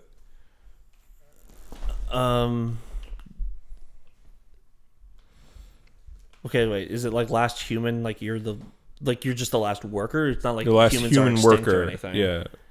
Damn, bro, quit. Then you don't have money. I don't know. Maybe. Well, I'm sure we're missing narrative elements by not listening to the audio. I think it's interesting that you can see him in the rear view mirror the whole time. So you can see him react. Yeah, I'm sure that's probably. He kind of looks like a more. He reminds me looking like of the fucking Disco Elysium protagonist. Slope Crashers. What is this? This looks like the most like budget ass shit in the world. Okay. It is asset flippy. You got to admit. Like that. Okay, yeah. It looks like it has good momentum. It looks like it feels very fast. Yeah, but it doesn't look like I would ever buy this. Combat items. Yeah, if this was like super cheap, this looks like it's a step above like anything that's on the PlayStation Store that got famous for being ugly. Yeah, like you remember The Life of Black Tiger? No, that was like a game where you play as a tiger. Okay, like if this game is $10. The bear on the snowboard looks like shit. I don't care. Yeah, that's fine to me. I'm saying is this game. If this game was like $10 and has really well implemented online multiplayer, then I'll probably play it. I would be like, oh, well, let's get the call going. It's like that was like just straight up. That boost pad was just from Mario Kart. Yeah, like it looks like they maybe could really use a new art designer because it's like the visuals of this game look bad, but the gameplay looks good. It's like they only hired programmers. Asset flips. Apparently they showed off some other bullshit. I was a teenage execution Exocolonist. Oh, that's a weird word to look at. Is that a reference? I was a teenage anarchist by Against Me. Probably. That song is so good. And people don't understand it, Nathan. Yeah. I'm just a teenage. That's Teenage Dirtbag by Wheatus. That's I don't know the other song. It's just so it's by Laura Jane Grace pre-transition. Mm-hmm. You know what? You have played this song for me. But the whole point of the song is that just like they grew up at a time when when Rage Against the Machine was popular and everyone was they were raging against the machine. But then by the time they were an adult and were ready to do it, all their friends who were anarchists like them just grew up and decided to just be part of the system. And we have reached today. So this happened this morning. So the Future Game Show, I think, is happening now. Here, go to YouTube right now. Yeah. We won't talk about it. I'm just curious. What if we open it up and it's just like the sickest game is there? Yeah, let's Future Game Show. Oh. Future Game Show 2022. Okay. Oh, the whole stream happened. It's over now. Okay, this is a game where you're on your cell phone. More of American Arcadia. Oh, so there's first-person parts of American Arcadia. Yeah. This looks like... Okay, so you're driving in... Oh, this American is like maybe, simulator. Some kind of truck simulator. This looks more like dev-focused. Yeah. They can't all be dubs. What is this? Entropy Control Deck. Are you in? Your gun's talking to you. Oh my god! It's got a face on it. That's cute. Entropy Center. What if this is like a portal? Like. Oh! It is. Maybe. How the fuck did I call that so quickly? I mean, to be fair, there were some portal elements. Like, yeah, it looks cool. Actually, the gun looks cool. A little bit too much like a gun. Yeah, it doesn't look like the portal gun or the gravity gun. Yeah. I like that it talks to you. Yeah, it looks cute. I hope we can't hear the voice, so hopefully the voice isn't too annoying. Oh yeah, hopefully. Okay. Nice. What would you rather have? A nice young man's voice or a peppy woman's voice? Either. I don't care. What would you rather have though? For this gun? Yeah. I really don't want to gender this gun. Or a nice NB. I love a nice NB voice. This looks like there is some time, some time control elements in it. Yeah. Ooh, all the robots do cute little faces. There's So you can reverse time. It does look too much like a gun for a gun that doesn't shoot bullets, and there's enemies in the game that are shooting at you. Yes, but I just want to see the title of this one. Then we should move on and not. The Entropy Center coming 2099, 2022. Ooh, that's close. Yeah, that's this year even. Games from Ukraine. Wow. Wow, I bet they aren't coming out anytime soon. That's, you know what? God bless. God bless everybody out here making games, even in Ukraine. Take care of yourself. Hell yeah. But yeah, Future Game Show exists and is fine. It's usually not that The Wholesome bad. Games Show also kind of sucks, and also I think the way they ran that shit was like really annoying. Wasn't it they kicked out fucking Boyfriend Dungeon for not being wholesome enough? No, it was that they showed Boyfriend Dungeon at the Wholesome Direct. Yeah. Like because the first one was last year. And then when people went and played Boyfriend Dungeon and found out that the actual main story is about a there is an abusive stalker. Yeah. People got like, oh, this is uncomfortable. This is really bad. Like you guys were like advertised as being a wholesome game, and they were like, no, we didn't. Our publisher put us on this. Yeah.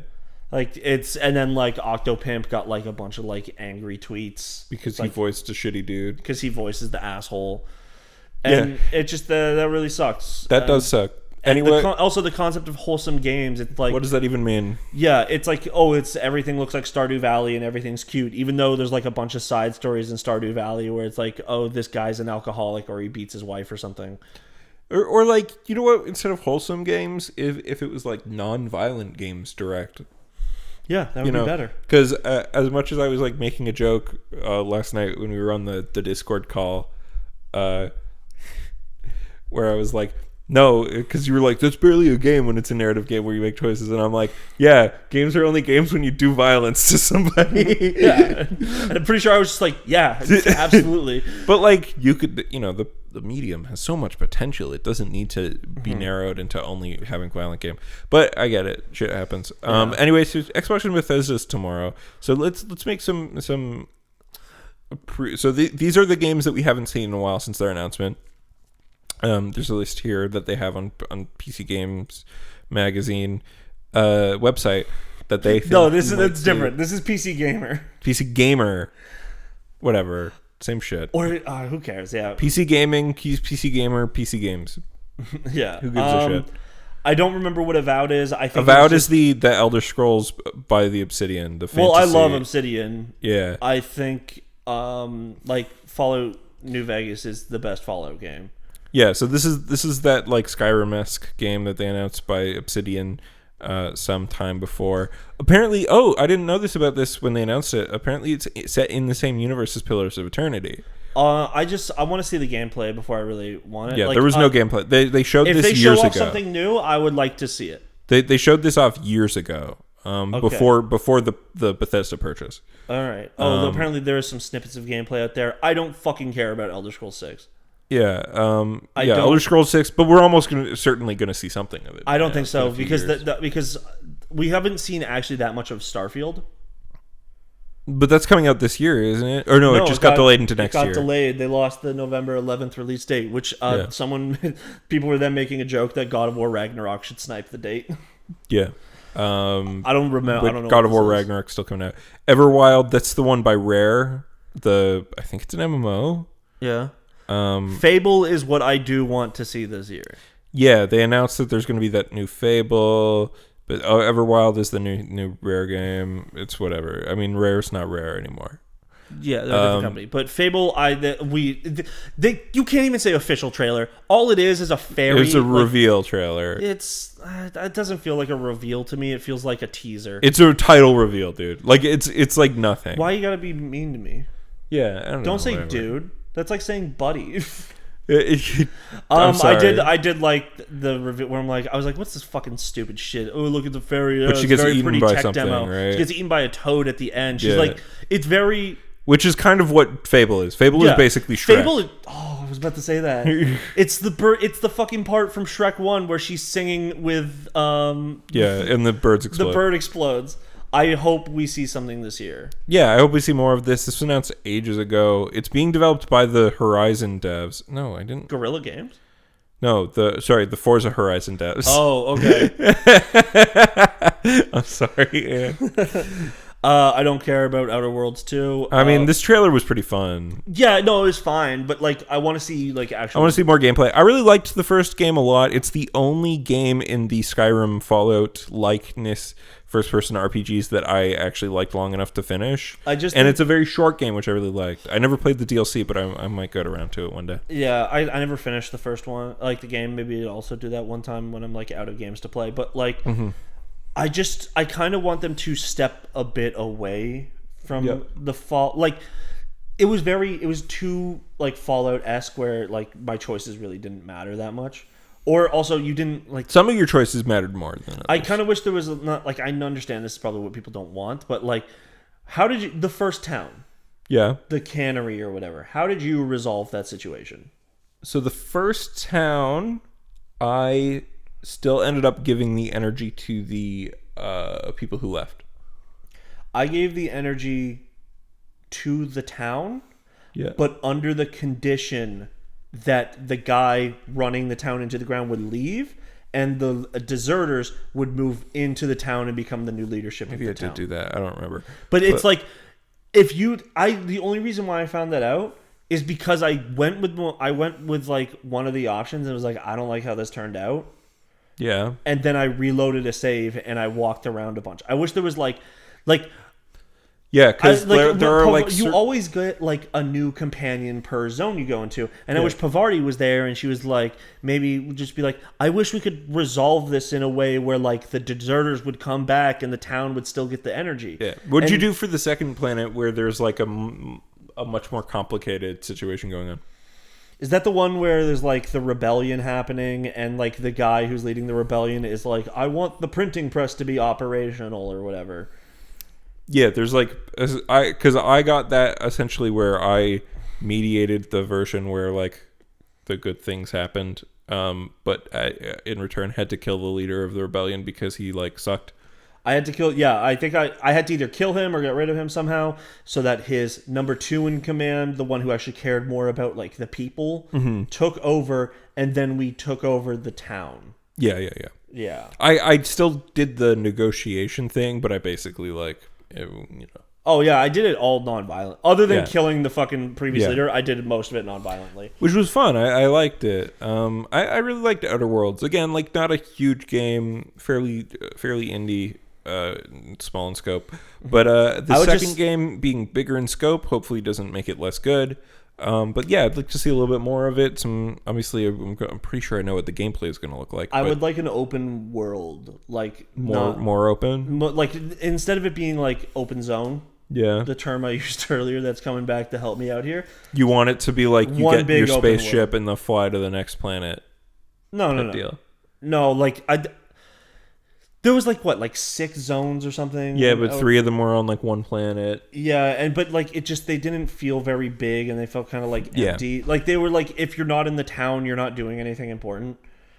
Mm-hmm. And I just think it would be better to have like one bigger, slightly zone. More consistent. Yeah. Yeah, or even like 3 big zones instead of 6 small ones, or like 3 medium-sized ones, and then 3 that were just towns. Yeah, because you had the spaceship. There, you could get Pavarti to like fuck the head engineer there, and then you had the you had the town, the first area town. Yeah, the rich people town. There was the really big middle area that was on that planet that people aren't allowed to go to. And then the space station one where it's not the best choice, it's Spacer's choice. Yeah, I don't care about Perfect Dark. Perfect Dark, I like the classic Perfect Dark, the first one. It's a good game. Yeah, but this got cocked up. We've talked about like what happened behind the scenes of this bad shit. So yeah, probably gonna be a while. We probably won't see it. Hellblade 2, we're almost certainly gonna see. We saw like Hellblade 2 recently. Yeah, Hellblade 2 is like always pushed. There's gonna be a release date. The first game came out in 2017. This was announced in 2019 at the Game Awards. Because that was the announcement that the Xbox Series X was going to come out, and everyone was like, "Where's the PS5 announcement? We don't know that the PS5 exists." Yeah, and the PS5 got a solo announcement. Yeah. Yeah. So this got to come out, if not this year, then next, for sure. Starfield, we're almost certainly going to see more of this. Yeah, because I think it's so weird to do a teaser trailer that gives a release date and not show gameplay. It's wild. So odd. Yeah, look, here's what, according to PC Gamer, Todd, my man, my dude, you need to show us some actual gameplay. You announced this game in 2018. You haven't seen any actual footage of it. What is this game? Please don't just show us another pre-rendered trailer. Our hearts can't take it, Todd. Yeah, well, they're fucking right. Time Splitters. There's no trailer for anything, but apparently, it's been announced that they're making a new one. I only played Time Splitters 3. Yeah. It's a fun game. PC gaming show is also going to happen. Oh yeah, it's happening tomorrow by PC Gamer. So this is what they're announcing. Probably we'll get some kind of update there. Or I think they just sponsor it or something. Oh, it's weird. Is put on by us. PC Gamer. Why even put this in, make an article? Like, what if you just like you had to sit there? Like 50% of the things there about the show are like, who knows? Maybe it's gonna happen. Maybe it's not. Maybe Persona 4 will leak right before the show again. Arma 4, whatever. Half-Life Alyx, some kind of update to it. I think it's a mod. Oh, it's a mod with a 5-hour campaign, whatever, I don't full care. voice acting. That's cool. Immortality's gonna come back. That's cool. Looks great. Victoria 3. Never heard wow, of it. Who gives a shit? More Warhammer. Space Marine 2. Yeah, man. There was so much Warhammer at last year's. So much Warhammer. 11-Bit Studios is a new game. What is it? What did you like to know? The team have brought you Frostpunk and This War of Mine, so it's probably going to be good. I don't know. Don't Starve, Oxygen Not Included, Invisible Ink. Okay. Mm-hmm. Yeah, so. And then, we're going to see more of Alan Wake 2 and Digimon Survive and Elden Ring DLC. Yeah, sure. We've seen a lot of Sonic Frontiers. Some people think it looks like shit. Some people think it looks great. Yeah, we'll probably see more of Suicide Squad. I think the problem with Sonic Frontiers, from the very little I've seen, is that it's not a momentum-based game, and Sonic is all about that speed. Yeah, so... Yeah. That's the Game Awards. That's the summer of gaming. That's E3 this year. Yeah. There's a lot of shit. Lots of video games exist, wouldn't you say? There are a great number of video games. Yeah, it sucks that some of the games I do care about seeing aren't even though I don't like Dragon Age that much, like Dragon Age 4. Yeah. There's no where's it going to show up? It's nowhere. Maybe it's PC going to show gaming up. show, but it's going to show up somewhere. Oh, no, it's probably Xbox. Why? Dragon Age is an Xbox exclusive. Yeah, but Xbox just is buying EA. Are they buying EA? No, you're right. They're not. They're buying Activision, which... No. Wait, yes, they are buying Activision. Yeah, sorry. Mass Effect used to be an Xbox exclusive. Yeah, but Mass Effect 2. I don't see Dragon Age not showing up at the Xbox thing. It also seems like the biggest one that for console games or for big AAAs. Yeah. And we got a fucking Mass Effect reveal 2 or a teaser trailer 2 years ago now. A title reveal. I would call that one a teaser. Yeah. Because it's it was fully cinematic. Yeah. But we're going to see one or more of those things. Probably Dragon Age 4 because we did see they announced the title of Dragon Age 4 a few weeks ago. Mm-hmm. And it's purple colored. Yeah, and Solus is the villain. Yeah. Because he is the Dreadwolf. So that'll be something. Yeah. So we'll probably see that soon this summer, but exactly where, who knows? But probably by tomorrow, we might know something. Yeah, it's going to be really funny when this comes out on Monday that, literally we're just oh, I have no idea what's happening. What's coming out? Oh, I hope they show Gears of War 6. I hope they announce that Halo Infinite's going to be a finished game soon. They'll never announce that. Yeah, I know. Just tell me when Forge Mode's coming so they I can just play the announced game Halo 7. Oh, my God. That'd be so funny. Oopsie. Yeah, we started work on the co-op campaign of Halo Infinite, but we decided, fuck you, eat shit. I think the co-op campaign, I said this as a theory, but after playing most of the Halo Infinite campaign, I'm confident. I don't think you're going to play the Master Chief story co-op. I think that's going to stay as a single-player experience. I think there's going to be a separate co-op campaign. You think so? Because there is a bunch of Spartans that landed on the Zeta Halo ring before you. What was that? What noise was that, Daxter? Yeah, so maybe we'll get Forza Horizon 6. I think the fact that those devs are working on Fable probably, and they just put out that last one last year, probably means that's not going to happen. Mm-hmm. Probably Playground Games is we are busy. Yeah. Please, but they've never made a fucking RPG before, so I'm interested to see how they do Fable. Yeah, it's always, and it's surprising when that happens. Fucking the Titanfall Respawn, when they're we make first-person shooters that are multiplayer. And the best, we're making a single-player Souls-like game. That's a third-person action game. I wonder. We're probably not Survivor. We're probably not going to get any new news about that. Because we got that teaser trailer. Yeah, at Star Wars Celebration. It depends. It depends, right? We might see some gameplay because, it is a sequel to a video game, so it's easier to put gameplay out for those. Yeah. And all you have to do is just build a map. Yeah. I hope they don't downgrade Cal Kestis. No, he's going to be like Metroid. He's going to fall. He's going to trip. He's gonna fall and he's gonna get like amnesia and be like, "I forgot my Jedi Master. I'm gonna have to go redo those training missions again." He's gonna trip and fall, and like 8 lightsabers are gonna fall out of his pockets, and he's like, "No." Well, he only has one. But he has the one that turns into 2, and actually, it looks like that one's gone. Yeah. Actually, okay. Does he get his lightsaber destroyed, or does he just lose it? Like the first lightsaber. It's broken. It's broken, and he repairs it. Oh, okay. Right? Because he needs to get a new Kyber crystal. Yeah. And that's why you get to choose the color after that. Yeah, and it becomes a lightsaber that can both be a dual-ended and 2 separate ones. Yeah. And 1. Mm-hmm. Which is weird. It was cool. Yeah, but it's like... It's fun. That's kind of how they separate Jedis from like other like non-important Jedis anymore. Yeah. Is just by being like, if they do a modified version of their lightsaber, they're special. Like Yoda's got a tiny one. Because he's tiny.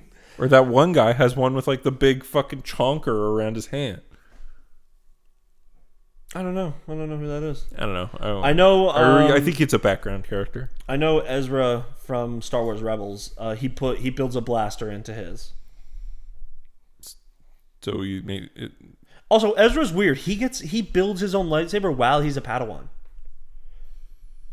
Well, usually they do build your lightsaber when you're a Padawan. But I believe when you build your own lightsaber in Star Wars, like truly by yourself.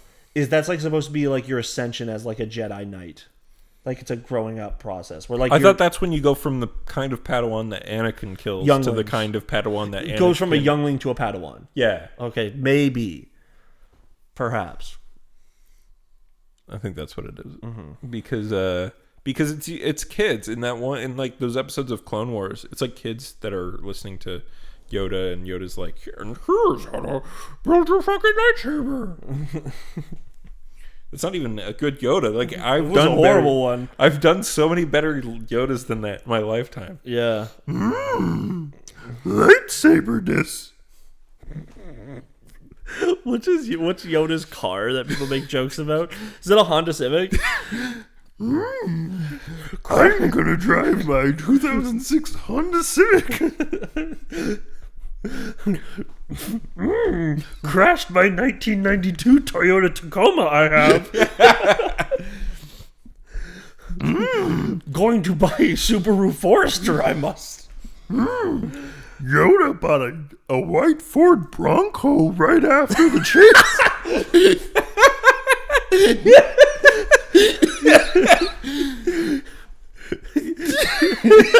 Now I'm just thinking of like a world where Yoda exists and he lends his Ford Bronco to O.J. Simpson. Oh my god. OJ! That's my Ford Bronco! I don't know why you're getting Dax going right now with that. Dax is like, that's not what your voice sounds like. That's my Ford Bronco. Why is it on the fucking news? What did you do? What did you do, Juice? I can't even do it anymore. Did you do it? Robert Kardashian is going to defend you, but I don't know if you did it. I hope that Robert Kardashian fellow doesn't go anywhere else after this. Kato Kalin smoked weed with me in his shed in your backyard. But I don't know if that's going to turn out good for you. Yeah. So anyways. Weeks? Yeah, 3 weeks. Watch Dogs. I've been playing the Watch Dogs games. I beat 2. 2's good. 2 has a good story even and good characters. There are parts of it where I turned off my podcast and wanted to know what happened. What was happening. I like it. It's a good video game. If you're excited for Saints Row, but nothing can tide you over, Watch Dogs 2 will probably do it. Yeah. What do you like about 3? Okay. So Watch Dogs 3 is an inferior game in many ways. Yeah, because the lack of the loss of a main character. Yes. Now, there was a lot of work put in, I'm sure, to give all these characters voice lines for every main mission of the game. So, like, I don't want to talk shit, but, like, yeah, the story is less interesting. The twist is so fucking obvious. So, okay, let me explain to you the plot of Watch Dogs Legion. Okay, so in Watch Dogs Legion, the London DedSec squad are they get a tip about a bomb being planted in the Parliament, and they go to stop it because they want to stop terrorism, I guess. Despite being effectively like, an insurgent group that like fights against government and corporate oversteps. They want to fight against this terrorist group because they planted a bomb at the Parliament in the middle of the night when nobody's there.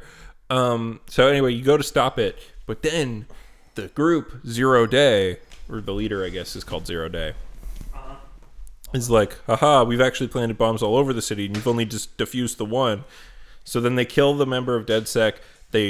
So at the same time, the DedSec HQ gets raided, and the bombs go off all over the city, which empowers a number of people to crack down, and so a private military / policing company, like, essentially becomes an invading army of London, harassing and assaulting its citizens, and DedSec gets blamed for this, so DedSec is considered like a terrorist group.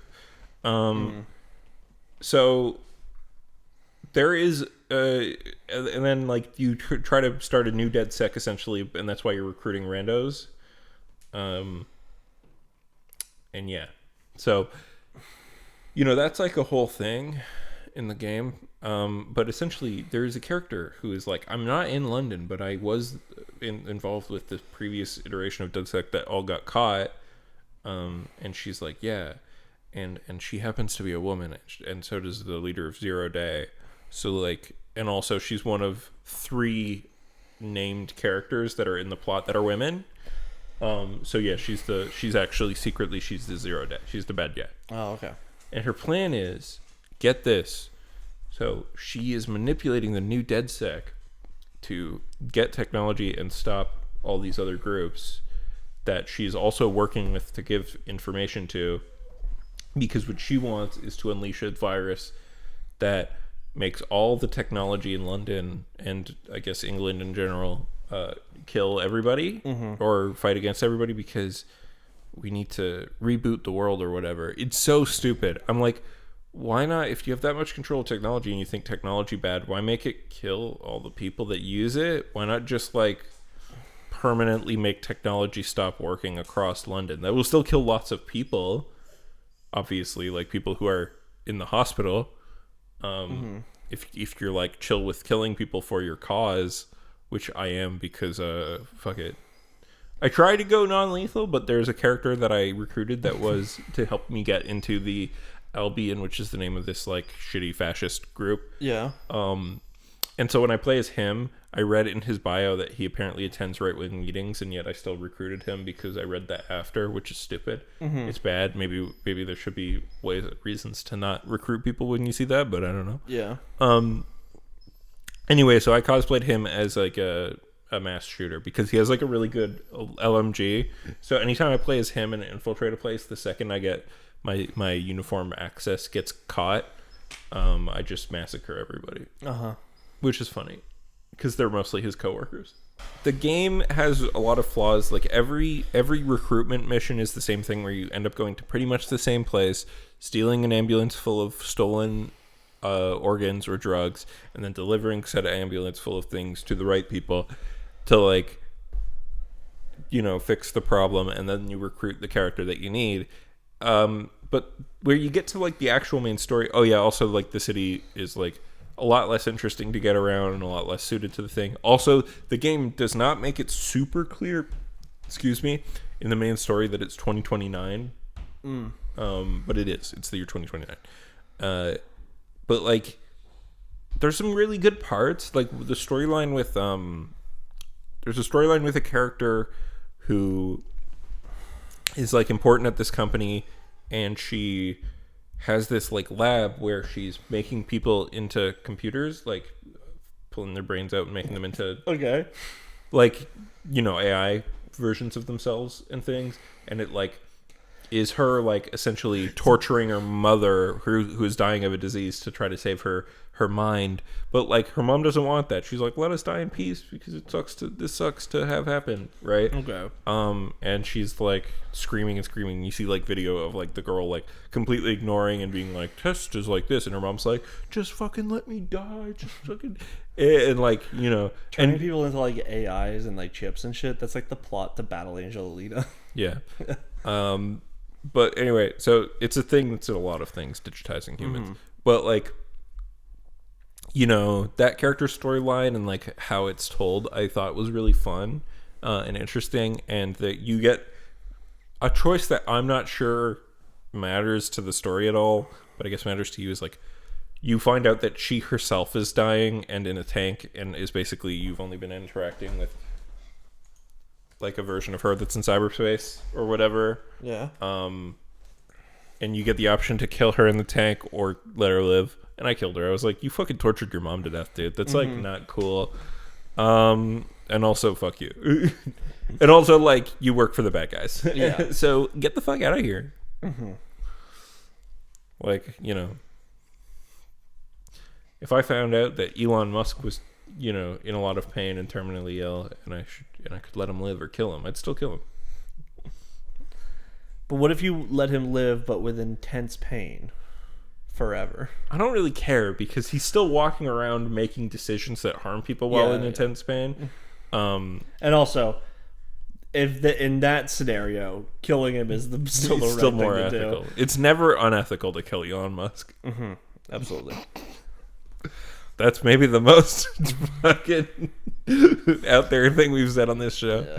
Yeah. But anyway, yeah. So there's cool parts of the game. It doesn't look better visually than 2, even though like, oh, the reflections on the cars looks great. Like, people I think look worse. They don't emote as good, character models, which kind of is wild, because like, this game came out like 6 years or 4 years later. But the Bloodlines DLC, which is what I just started, which takes place before the main game, but like not long before, is really cool because it brings back Aiden Pierce and Wrench, and they have like a little storyline that follows up on where those characters have been since the first game and the second game.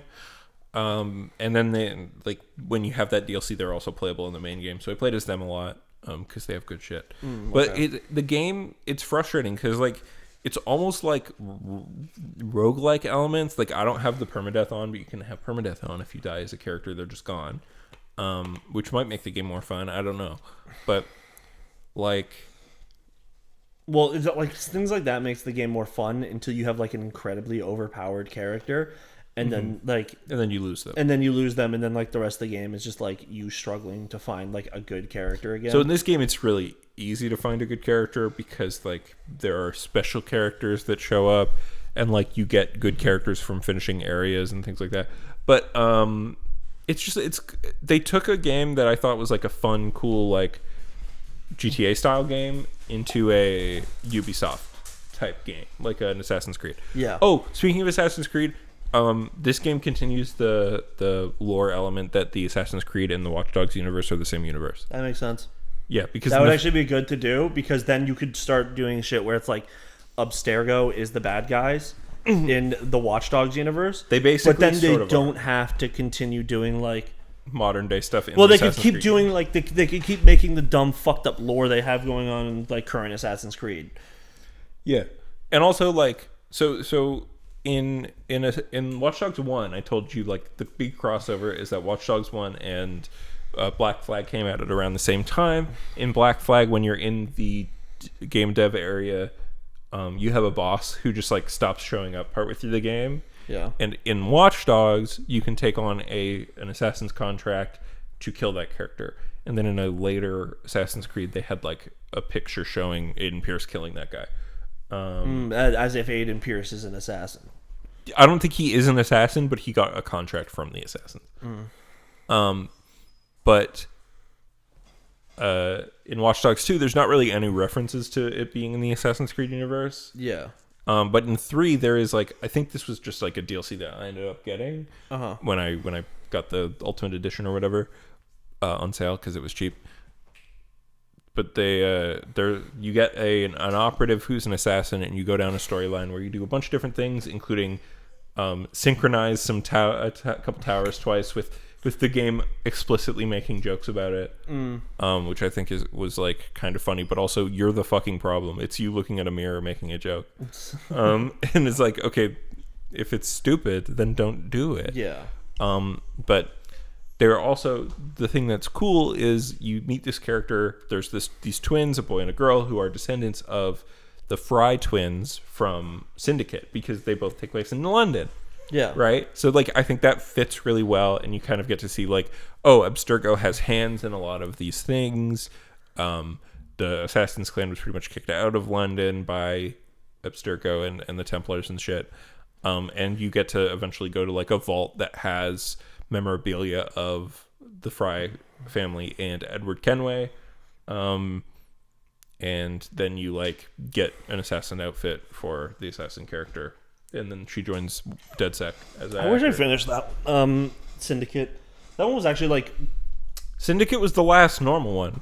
Yeah, it was like at the peak of the gameplay, like with the fighting and stuff. Yeah. They had a thing where it was about the twins go down two different paths of the assassins. Yeah. Where like the brother goes for being like he's more of a fighter and she's more of a stealther. Well, like he's like, if to combat the Templars, the best way to go about it is to start a street gang. And gain influence and gain power and all that. Yeah. Like power to the people and all that. But her thing is always like, or I can just stealth in and kill the people in power. And he's like, then that just replaces them. Even in his stupid like brain. Yeah. It's actually funny because he actually has the more logical, better solution for like stopping like the Templars and getting them out of power. Well, the thing that works the best is if you do both. Yes. Yeah. But her whole thing is she wants to maintain, we're a secret order of assassins. We do things in the shadows. Yeah. We don't make loud noises. And he's like, fuck it. Well, he doesn't make... the gang he makes is called the Rooks. Yeah. He doesn't make a gang called the Assassins. No. But, like, his fucking... If he was like, running the gang and doing assassinations, it would be fine. But... And then... his sister is like only doing assassinations and constantly being like, the gang is stupid and it's not helpful. And then he's like, but here's all the help I'm getting. Yeah. I think they're both right. I like her more because she's a girl and she's cool. Yeah. And also he's a dumbass, but he's fun. I like both of them. Don't get me wrong. Yeah. She was cool. Her outfit was just so much better as well. Oh, yeah. Like, she wears the long coat with, like, the fucking, like, the clasps in the middle. Yeah. Her hood just, like, is part of the whole thing. Yeah, and he's wearing, like, a hat. He does have a hood as well, but he mostly has the hat on all the time. Yeah. And his jacket looks, like, too modern. Mm-hmm. It looks like a black version of Leon's jacket with a hood. Almost, yeah. Yeah, it's got like a very, had a very big collar. But yeah, Syndicate was really good, and this connecting to it made me have an element of like liking for Legion, but ultimately it's not as good. It's I don't know if it's the worst one. I'd have to go back and play through Watch Dogs 1 again because it's been a decade, but...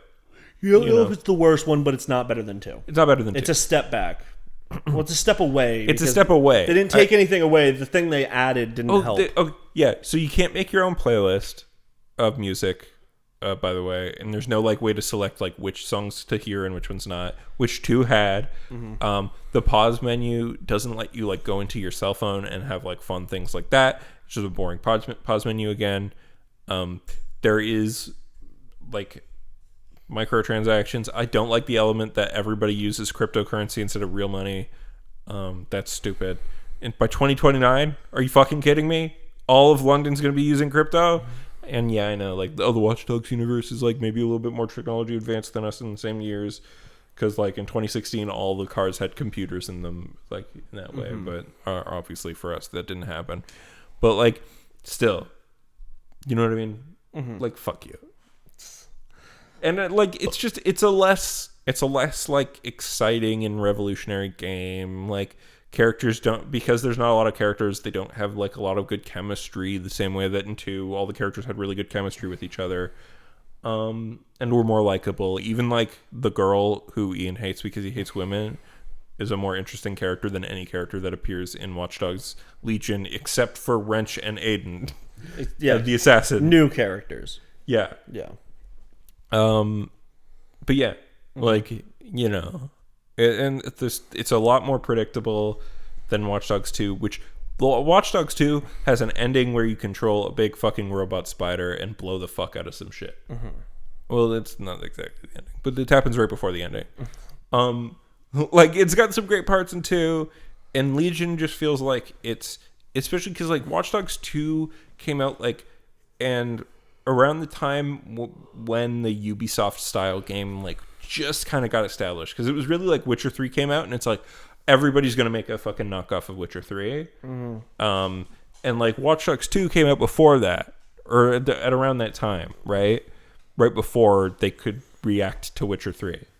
But like obviously like Assassin's Creed Origins and where Assassin's Creed is gone has become this like infinity game type thing, right? Yeah. And same with a number of other games that came out since from other publishers.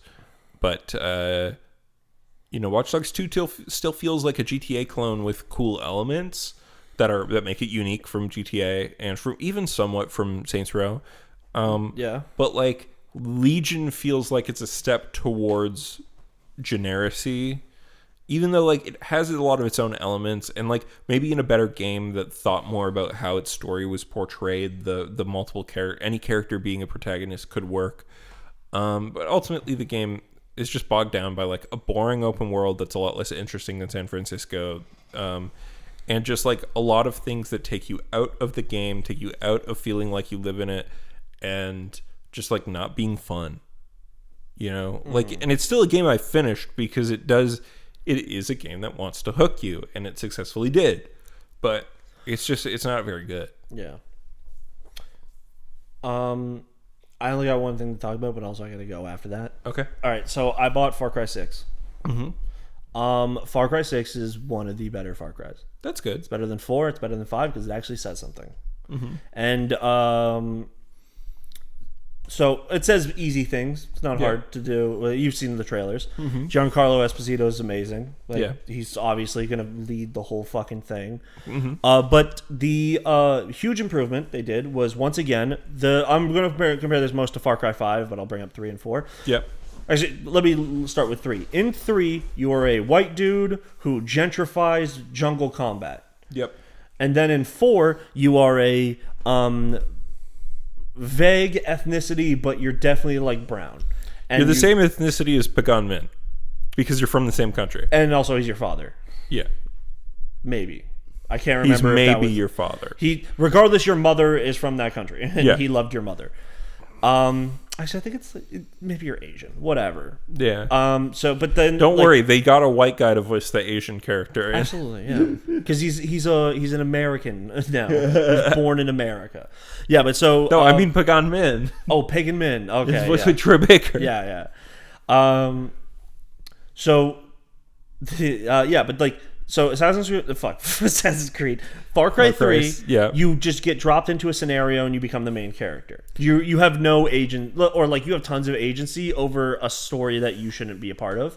Same with like Far Cry 4, you just get dropped into like a fucking like military asshole society. In 5, you're like an FBI agent. You are a deputy. You are not even like a federal cop. You're not a fed. I thought you were a fed. No, you aren't. Because you're not familiar with the area is part of the point of Far Cry 5. You are like a state trooper. Oh, okay. Yeah. You're from Montana, but not part of the same part of Montana. But you're still like, you have nothing to do with that town. You just fall Whereas in 6, you are a person from... It's Cuba? Or is it a fake country that's supposed to be Cuba? Fake Cuba. Okay.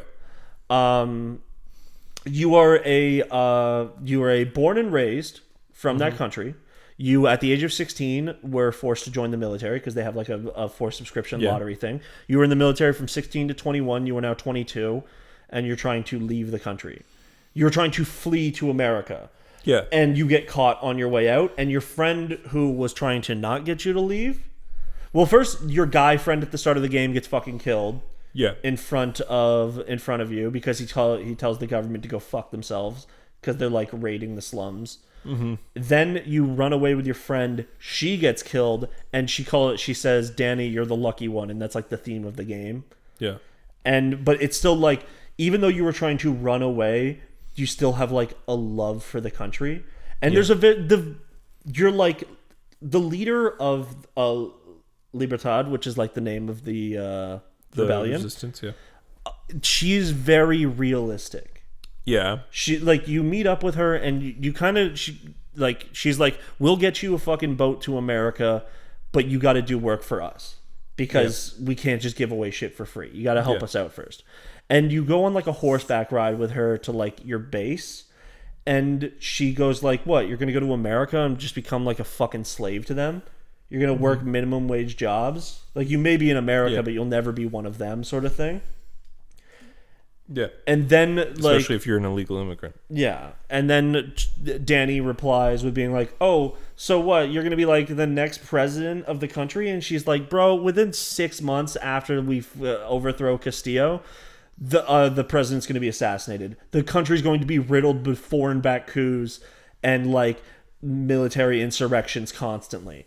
Yeah. But it's better to go down that path than to allow Anton Castillo to be the ruler of the country. And it's like, whoa, you actually said something. Yeah. Instead of being... And you also mentioned foreign-backed coups to be like, yeah, other countries come in and ruin poor countries. Yeah. Yeah, it's just like a lot more... But Danny being like a person that was born and raised in the country... feels like you belong there. It feels like you should be helping out these people. Yeah. And also you get a boat early and you decide to stay. Or you decide that it's like, it does that whole like, American can come at any time. I can leave whenever I want. And then obviously you're in the gang now. But on that mission, you can just drive to Florida. That's how you get the secret ending. Really? Yeah. That's fucking funny. When you get the boat, you can just drive to the edge of the map. I wish I did that. Yeah. Okay, but it's actually really interesting. The prologue area. Mm-hmm. There's like 2 prologues. There's the prologue that introduces you to the character, and there's the prologue you actually get to play. Okay. And you meet up, you get to go around and do the gang, like all the stuff. But one of your first missions you get to do with your friend's ex. Or, well, like, ex because she's dead. Yeah. And you go and burn down tobacco fields with a flamethrower. And does it play Make It Bun Them? It does not. It plays like Spanish conquistador music. That's awesome. It's so fun. And it's like a really well done mission. And then you can, at the end, you have to like go destroy like a blockade that's like blocking you guys from leaving the area. And you can do it silent, but I just decided, like, fuck that. The way the guns work in this game is they have these, like, there's tons of unique weapons. And they're called, like, resolver weapons or whatever. And they're pretty much weapons that have, like, fire bullets, poison rounds. Just does more damage. Poison rounds is a fucking war crime. Yeah, it is. But, hey, fire bullets potentially is a war crime, but poison rounds are... I know napalm is. Yeah, but poison bullets... would be a war crime fully. Yeah, but they're doing war crimes. Yeah, I know. So. But yeah, so you get to... It's like how there was that Russian soldier who got his dick cut off by the Ukrainians, allegedly. And I'm like, yeah, you mean the Russian soldiers that raped entire towns of women when they came into Ukraine? Yeah, is it good to cut off somebody's dick? No, but did you war crime first and we'll war crime you back? Yes. Yeah, exactly. You invaded my country. Are you still doing active war crimes as well that the world is watching and not doing anything about? Well, I guess we're going to do some war crimes. Yeah, it's so... I can't think of a single instance where Russia did anything worse or as bad to their captured enemies. I can't think of any times Canadians broke those rules either. Yeah, so you want to come up, baby? Up. Come on, baby. Dax, up. No, fuck you. So you do the first mission, and if you do it like if you go like just balls out, you have to fight a lot more enemies. Yeah, because it gets reinforcements. But the sickest soundtrack is playing the whole time. That's great. Yeah, the game's good. It's got fun. It unfortunately has like a lot of loot shit. Not like a Schluter still, but like you do get like pieces of armor, but then you don't upgrade the pieces of armor and shit. And you get tons of weapons, but it's like, why don't you just give me one good one? Yeah, at least Watch Dogs Legion doesn't have that. You just don't have many weapons except for certain ones that certain unique people get. Yeah, and then they also removed like the leveling aspects. Like, there's no RPG system in the game. Oh, that's interesting. Well, like no personal skill level ups. You start with all the abilities that every character gets. Yep. Like you start with like the aerial takedowns. You start with like the whole like if you take down a guy and there's another dude visibly, you can pull the double. You can do the knife thing, like whip it at them. Like that shit's already in the game. That's good. But like then there's stuff, but then you get like funny like perks. Like I have this set that I'm constantly wearing, called the parkour set, and what it does is increases your movement speed. So it increases your movement speed when your gun's holstered. It increases your movement speed when stealthing. No. Unfortunately, I don't really care much for stealth in this one. I'm just actually going balls out. Nice. You just like your movement speed is always being increased by bullshit. Yeah. And it's just really fun to like be literally running as fast as cars next to you. That's great. Because also it's like the Far Cry games, you're in a forest, you're in a jungle. It's always so difficult to use cars and stuff in like a straight line. So it's like, yeah, I'll put on the stuff that makes me run super fast. Yeah. I was fucking around with Far Cry 2 because it was like $2 on GOG recently, and that game's really cool, but it's not that fun. Also, they changed the way silencers work. Okay. In this one, I know this was not in 5. Silencers, even like you can get the first silencer you get is called a Russian silencer. Yeah. And it's just like a jug on the end of the gun. It's like the Army of 2 fucking like can. Yeah. But after it has a certain amount of shots you can take before you have to let it cool down, or else the full sound comes out. So like or when you get like a proper silencer, you could shoot like 5 shots like really quickly, but then you gotta wait. Or else if you don't, if you like, you gotta wait like 10 seconds. It'll alert motherfuckers. Yeah, the full ass noise comes out. Yeah. So like it's just new mechanics. I don't know if I'm gonna finish the game, but it's definitely like something I'm just gonna like just throw on and play sometimes. You know what I've been playing recently? So I got a GBA emulator on my phone. I mean, I got a GBA online, and I got this. I went to the future. Nintendo actually smartened the fuck up. I mean, I bought a Game Boy Advance off of eBay, and I bought a few games with it. Definitely. Oh yeah, what games? The game that I've really been playing the most is Zelda: The Minish Cap. That game's so good. It's so fucking good, dude. Yeah. The visuals, being tiny, when you're tiny and you see the big leaves and shit, it's so cool. Yeah. It's fun. The dungeons are fun for the most part. I mean, there's Zelda dungeons. There's better ones, but like they're cool. I think it's really great. I like it more than A Link Between Worlds, because I felt like A Link Between Worlds, despite being like, this is a game that's like A Link to the Past in many ways, down to like certain details being identical. I'm like, cool, but I already like A Link to the Past, right? There's some new stuff here, but still it's like, it's just like, do you want to play A Link to the Past again? It's like, I have. But a Minish Cap takes the precedent set by Link to the Past for 2D Zeldas, and then like does its own thing and is unique and funny. I also like cool. I think the game, because it introduces the concept. I feel like A Link Between Worlds, you do like just like probably like 4 hours of gameplay before you actually go into the walls. Yeah, I feel like it's not very soon, but Minish Cap, you discover the Minish Cap pretty early on.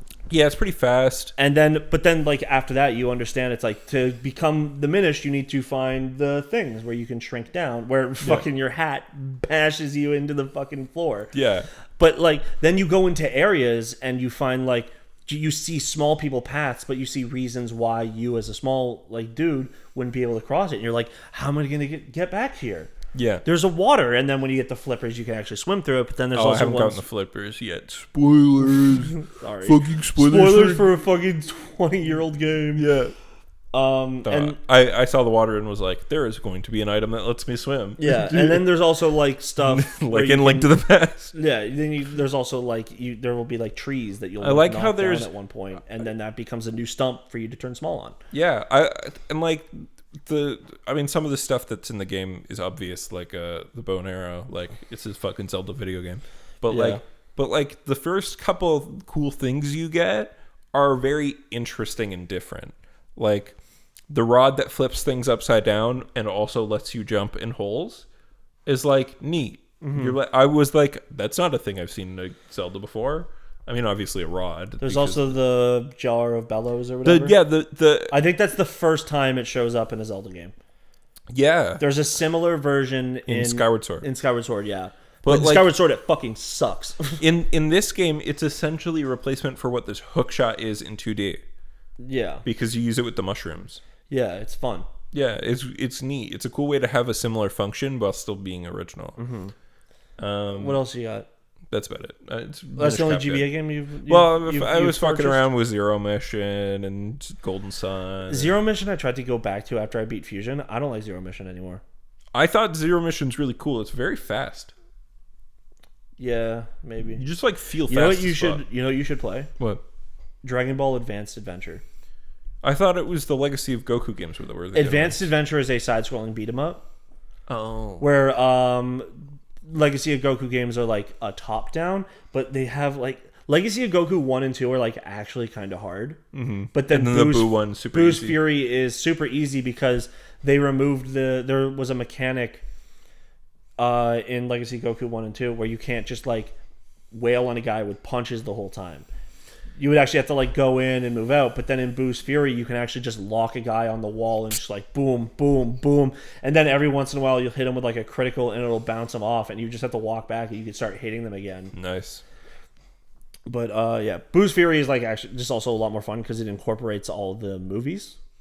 Oh shit! Really? Well, it incorporates the multiple Broly movies. Well, no, Broly 2, not Bio Broly. Broly. No, that's Bio Broly is 3. Oh. Yeah. And I don't know, it's just they're good. But Advanced Adventure tells you the entire. I can't believe that Bio Broly's not canon anymore. It was never canon. What do you mean? But okay, so it was canon. Dragon Ball Advanced It's one Adventure, of the 80 things that happened during the Android saga. No, Bio Broly happens during the Boo saga. Oh shit. Broly 1 happens in between Perfect Cell and the Cell games. Yeah. But Broly 2, there's like a million things that happen between like Cell within the Cell and Android saga that like all the movies take place in that time period, or like a good chunk of them do, and you're like, God, you were doing something every single hour. Broly 2 is in a very weird place as well, where it like takes place after the World Tournament but before Majin Buu. Oh, so like, which is like not even I'd love to an hour. Yeah. Like it's real life time. Yeah. So it's like it'd be funny to be like, and in this frame of the episode is where all of fucking Broly 2 happens. Yeah, so then Videl is searching for the Dragon Balls, a concept she had just learned about like a day before. Yeah. With Goku being alive. And she's searching with the Dragon Balls with Goten and Trunks, and she's keeping it a secret from Gohan, and then they get in trouble, and Gohan shows up and fights Broly. But of course, it's Broly. He actually does very well, but this is also when Goku is back in heaven. Right. Because he died after Cell. Yeah. No, but he's also back for one day at the World Martial Arts Tournament because he breaks the rules at one point, and they do the father son Kamehameha, where it's Goku, Gohan, and Goten. Yeah, that's how they beat Broly with 3 generations or 3 boys, 3 dudes. See, I only know most of Dragon Ball Z until the end of Team 4 Star. So yeah, so then Bio Broly happens after. It happens before the World Extinction Attack, but after Super Boo exists. Because it happens in the Boo's Fury game as well, but it doesn't happen in the same way. That Goten and Trunks are sent to collect all the Dragon Balls before Boo shows up and kills everyone. Right. Yeah. But in the anime, it's just like Bulma says, "Goten, Trunks, can you fly back to Capsule Corp where I already have them collected?" Where in the game, it's like you have to go collect them. And then there's a bunch of little references, like one of the people you have to beat to get it is Emperor Pilaf from Advanced Adventure. Well, from Dragon Ball, but featured. So Advanced Adventure is Dragon Ball. It's Dragon Ball up until the end of King Piccolo. So it doesn't have the final like 20 episodes of Dragon Ball where it's like Goku where nothing at the really age happens. Well, it's Goku at the age of 16 beating up the reincarnation of King Piccolo. Who is Piccolo? And him getting married and all that. The game ends with you beating King Piccolo. That makes sense though. That like feels like the ending. Because it felt like it for sure. But it's that is like probably one of my favorite Dragon Ball games. Because it has a lot more depth than you think. For being like also it's a side scroll beat 'em up, but you have to do the World Martial Arts Tournament sections, and then it actually turns into a fighting game. Yeah, I think I saw some of that game before. I know Team 4-Star did a Let's Play of it a long time. Maybe I did watch that. Or maybe they didn't. Someone I used to watch on YouTube did one. Yeah. But yeah, with that, let's call that a day. Thanks so much for listening. You can find us everywhere. You want to see the video version, youtube.com/NAScomedy. If you want to find me on Twitter, I'm at The Media Hole. I'm at TikTok at The Media Hole. I'm at twitch.tv/The Media Hole and www.whenyourballs.get stuck to your leg.tumblr.com. If you want to find Ian, he is at StrugglesV on everything. He recently came under fire for, saying something about video games. Who gives a shit? All right, guys. See you next time. Bye-bye.